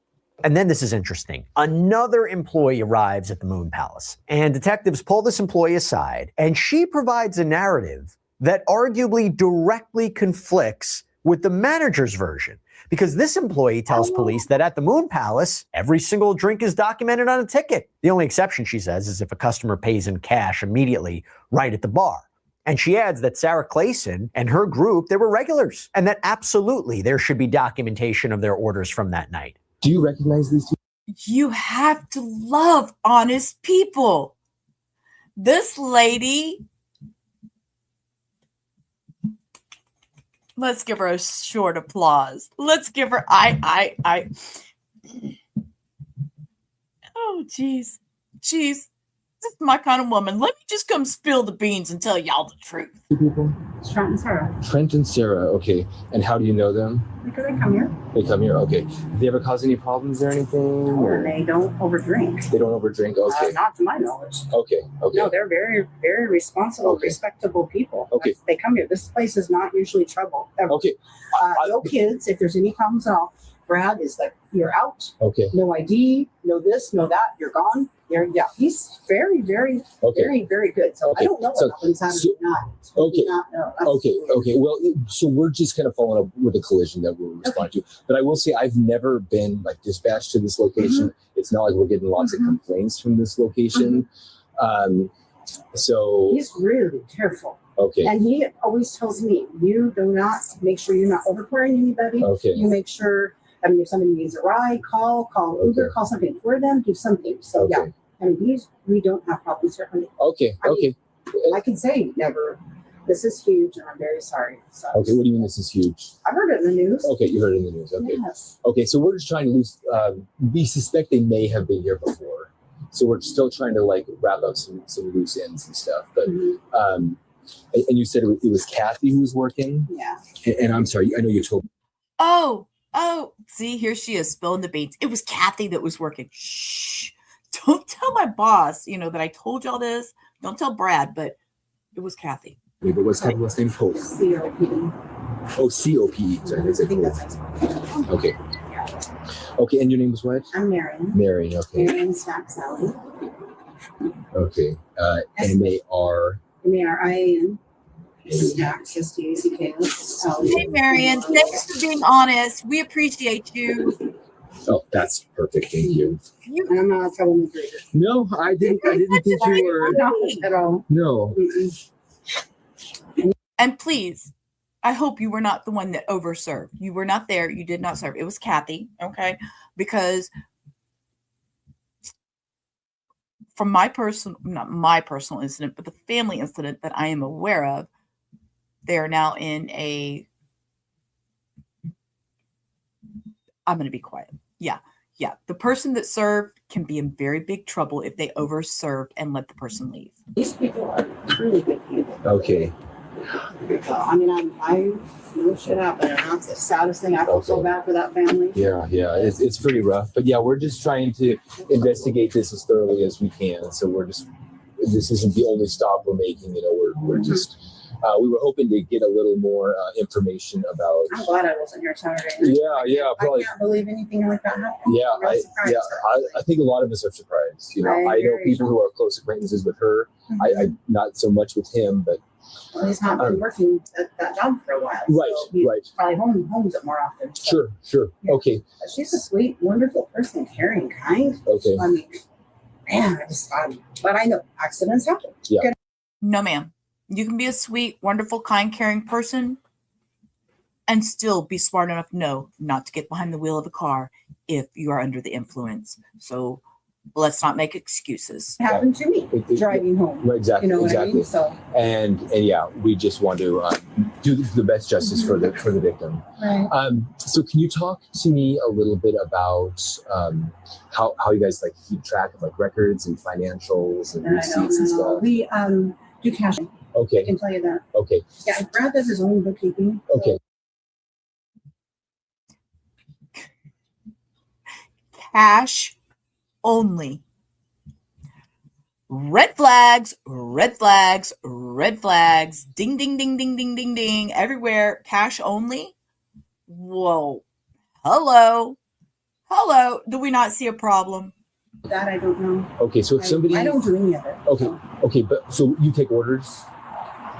Yeah. So if somebody ordered, I mean, I guess what are you responsible? Rainy, thank you for lurking. And be careful driving. Don't drink and drive. We don't drink and drive. That's what this one is about. Drinking and driving, causing accidents, and people being held accountable. And yes, red flags. Lois is throwing a red. No, ma'am. We do not. You do not go into a business and they only take cash for their alcoholic drinks. How do we calculate tax? So many red flags. Hit the like button on your way back to your seat. Hit the share, subscribe, notification, and well, you've got popcorn. Well, thank you. Your car is moving. What is here? Just serving the drinks. Okay, so if somebody orders, if I were to come in here and order a drink, you would serve me? Yeah. Okay. Yeah, I would serve you. Well, if you're not drunk or right. Oh, sure. Right age. Hypothetical. Somebody comes in here, you're just their normal everyday person, and nothing, of age and not intoxicated. Right. You would serve that person. I'm just trying to get an idea of how the business works. With ID too. With if ID. they don't have ID, I say you need to go home and get your ID. Okay. Very good. We follow the rules. We really do. And I'm not saying you don't. We really do. I'm not saying we really do. Yeah. Yeah. So if I were to order a drink, is there any paperwork on your side that you fill out as a server? Yeah, I just write it on we write it on the little tablet thingy. Okay. Not what the drink is, but what the price is. Oh, okay. So if it's up here. It's already up here. I've been here a lot of years. Oh yeah. How long? You've been here 22 years? Wow. I work out other jobs too. Okay. Out in the area. Cancer seats for patients. Okay. Mm-hmm. We make cancer seats. Okay. Yeah. So only cash, and then but you write down every drink. So if I order 2 drinks, you'll write each of them down. Oh yeah, you'll write them down. And then I pay before I leave. Is that how it works? Cash only. Cash only. Cash only. I kind of understood that. Yeah. See, this is, that's what keeps getting me is they keep saying cash only. That's how you get by with putting money under the table. You'll fill out that ticket for every drink. So if I'm here, our tickets are funny. Our tickets are on the book. And it'll be one name, another name, and another name. Oh, okay. Like that. It's not like one ticket like a restaurant. It's okay. like So you might have 3 tables on one ticket. Yeah. 3 parties. Names. 3 okay. Yeah. So you write the name or write some sort of this place is number. Cheers. Yeah, it's like that. And like I said, there's never trouble. You don't get trouble here. So Okay. How it goes. So armed with the conflicting statements and the boxes of older receipts, a detective steps outside to call the judge. He needs to amend the search warrant in real time based on what they've just discovered. And in this call, he lays out his findings, right? The manager claimed that there was no detailed records that they exist. They found boxes of other receipts. He expresses his belief that the receipts from the specific night in question may have been tampered with or destroyed. Take a look. Tell me what you need relative to your amendment. Okay. Would you like me to send the warrant first? No, go ahead. Okay. So in my warrant and my declaration, it says, sees if located the following items. What I have right now is receipts, financial documents, ledger entries, and similar documentation that were recorded and or documented on 03/01/2025 between 1506 hours to 1928 hours. When we came to execute this search warrant, we found that there were only 2 receipts. Only 2 receipts, mind you. Only 2 receipts for this date. In particular, you can't make this shit up. This guy is hiding something. He's hiding a lot. Indicating that that was the only transactions that took place on 03/01/2025. In looking through the rest of them, it seems like a disproportionate amount, and it is likely, especially due to the high-profile nature of this case, that those documents were disposed of or destroyed. So in order to get a better glimpse on the history, and I also do want to say that I did speak with an employee who works here, and she stated that those are always, every drink that it's ordered are always documented on a green receipt unless it's paid in cash at the time. She was familiar with the suspect and her husband, and she said individuals will always order drinks in groups and pay at the end. So there should have been documentation.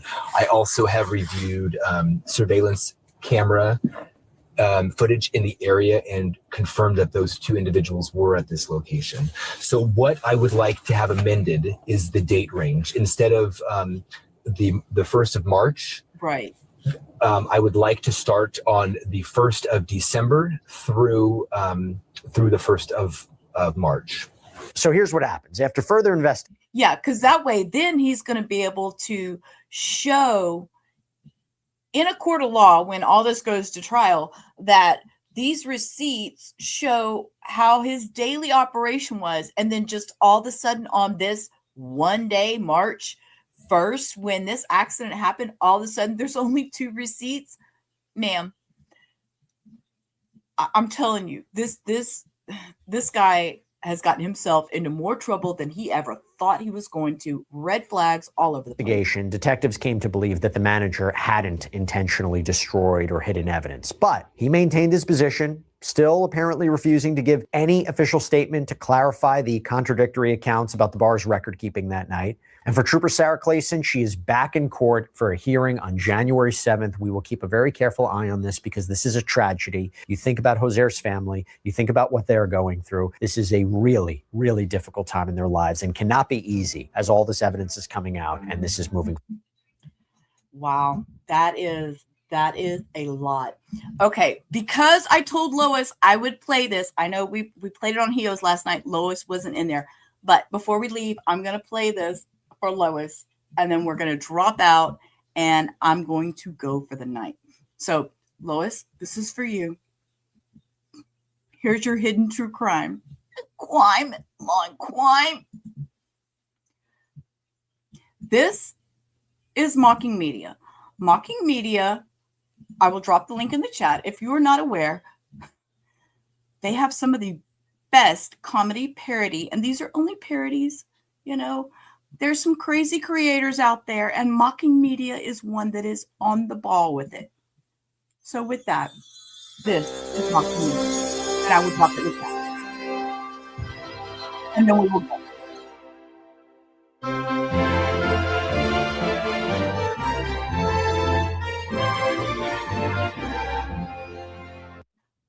Unfortunately, this creator decided to do a live stream while she was bathing. This is an actual photo. I'm not sure if this is, I've seen the live stream. I've seen the pancakes hanging. It was quite shocking.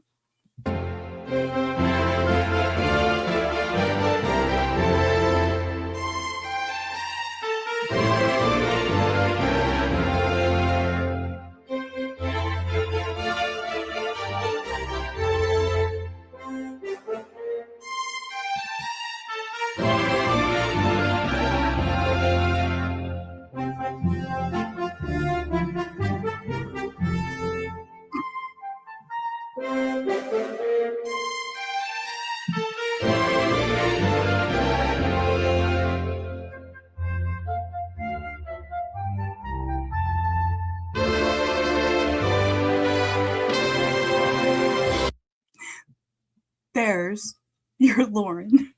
Sorry, Lois. I couldn't help myself. I mean, we all have our moments. So, yes. And Mocking Media did so well in this, her eyebrows even in her hair. So, you know. And we all know the bullhorn, you know, that favorite mouthy YouTuber. And this is Dylon Diesel, and I will have to explain. The octocock is because he made a really disgusting comment on his baby mama live stream. They had an 8-incher, and he was talking about their cat, their actual name, Mabel. Why do I know this? Because I listened to too much shit on the internet. And this is his beloved woman who sleeps on stream.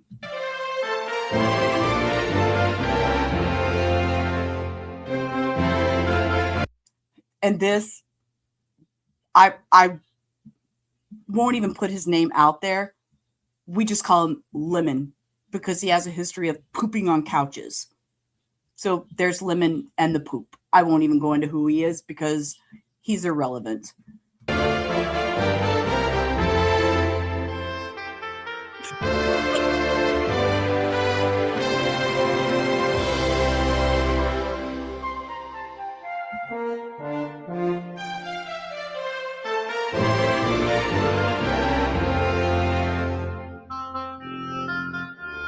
This, I will explain, is Justin for All, or Clutch Them Pearls.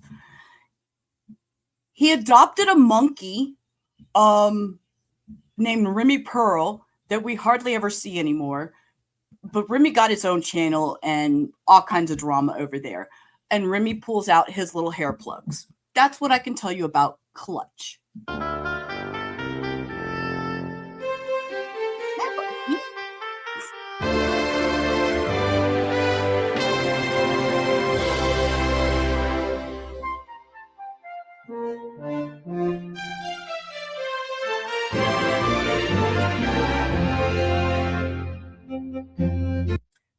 And this, let me introduce you to,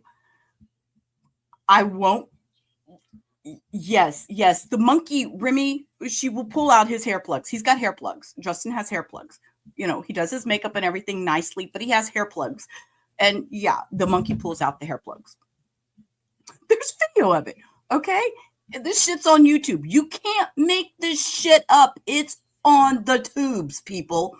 This one, she doesn't like me.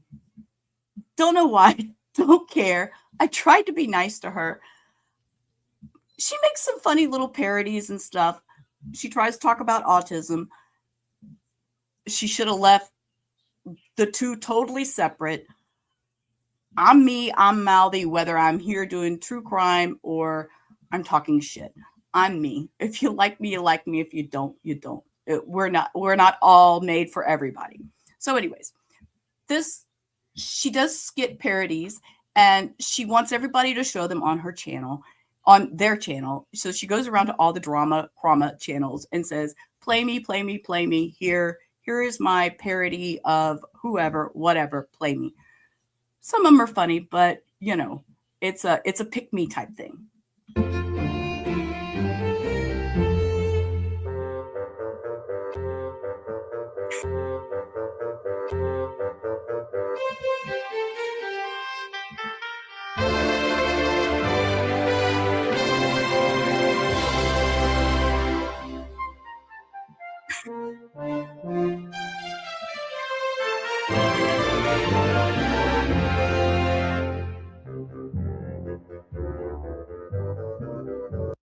This is another one that doesn't care for me. I guess she doesn't like that I say what's on my mind, but that's okay. Like I said, we all don't have to like each other.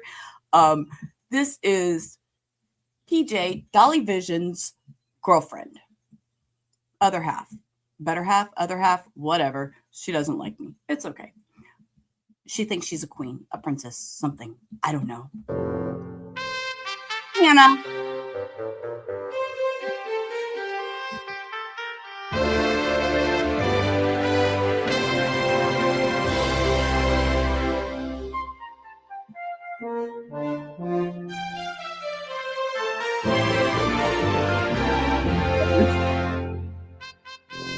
And this would be Dolly Vision, who only because of the YouTube streets do we know the personal information between him and Bullhorn Betty.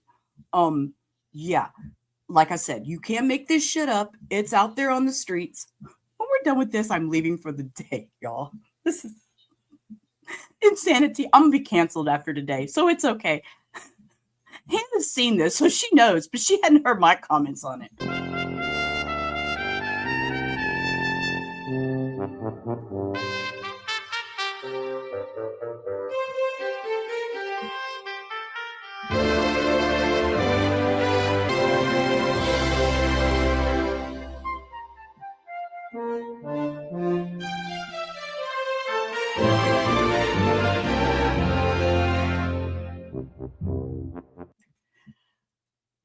And this one, I won't go into her name, but her nickname on the webs is Sludge or something like that. Bulldog, I don't know, just word on the street. She's mouthy like me. I kind of liked her, but she doesn't like me. That's okay.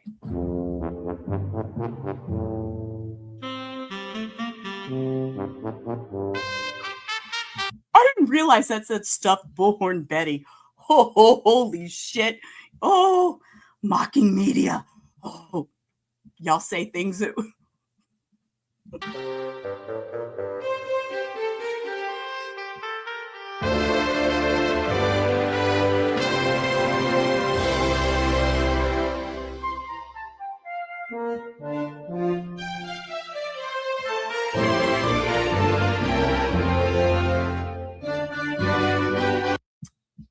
And we all know Turtle Boy. I don't know anything about him. I don't watch him. I just know of him. He trolled the hell out of Lauren Matthias when all that hidden true crime stuff came out. Drew eyebrows on. It was hilarious as hell. But that's Turtle Boy, who also has lawsuits with... Anyway, zip it.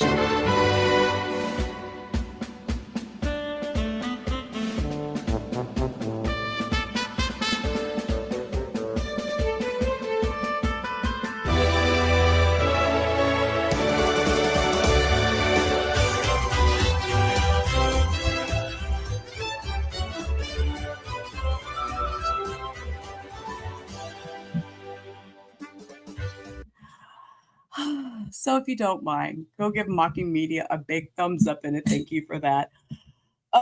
Yeah, you enjoy Turtle Boy. He's funny. He's funny as hell sometimes. He goes off the rails. You know, some of us mouthier creators can be a little harsh for some people. But hey, I'm me. Either you like me or you don't. So it is what it is. We got all the turtles in the pond, and yeah, we just enjoy ourselves over here. We are who we are. We enjoy hanging out around our pond with our little rubber duckies, and you know, take a moment to enjoy the outside, touch some grass, watch the clouds roll by. I want you to all have a wonderful rest of your evening. Take a moment, hug somebody you love, hug somebody you don't love. You know, spread joy, spread peace, and most of all, Life's a ride.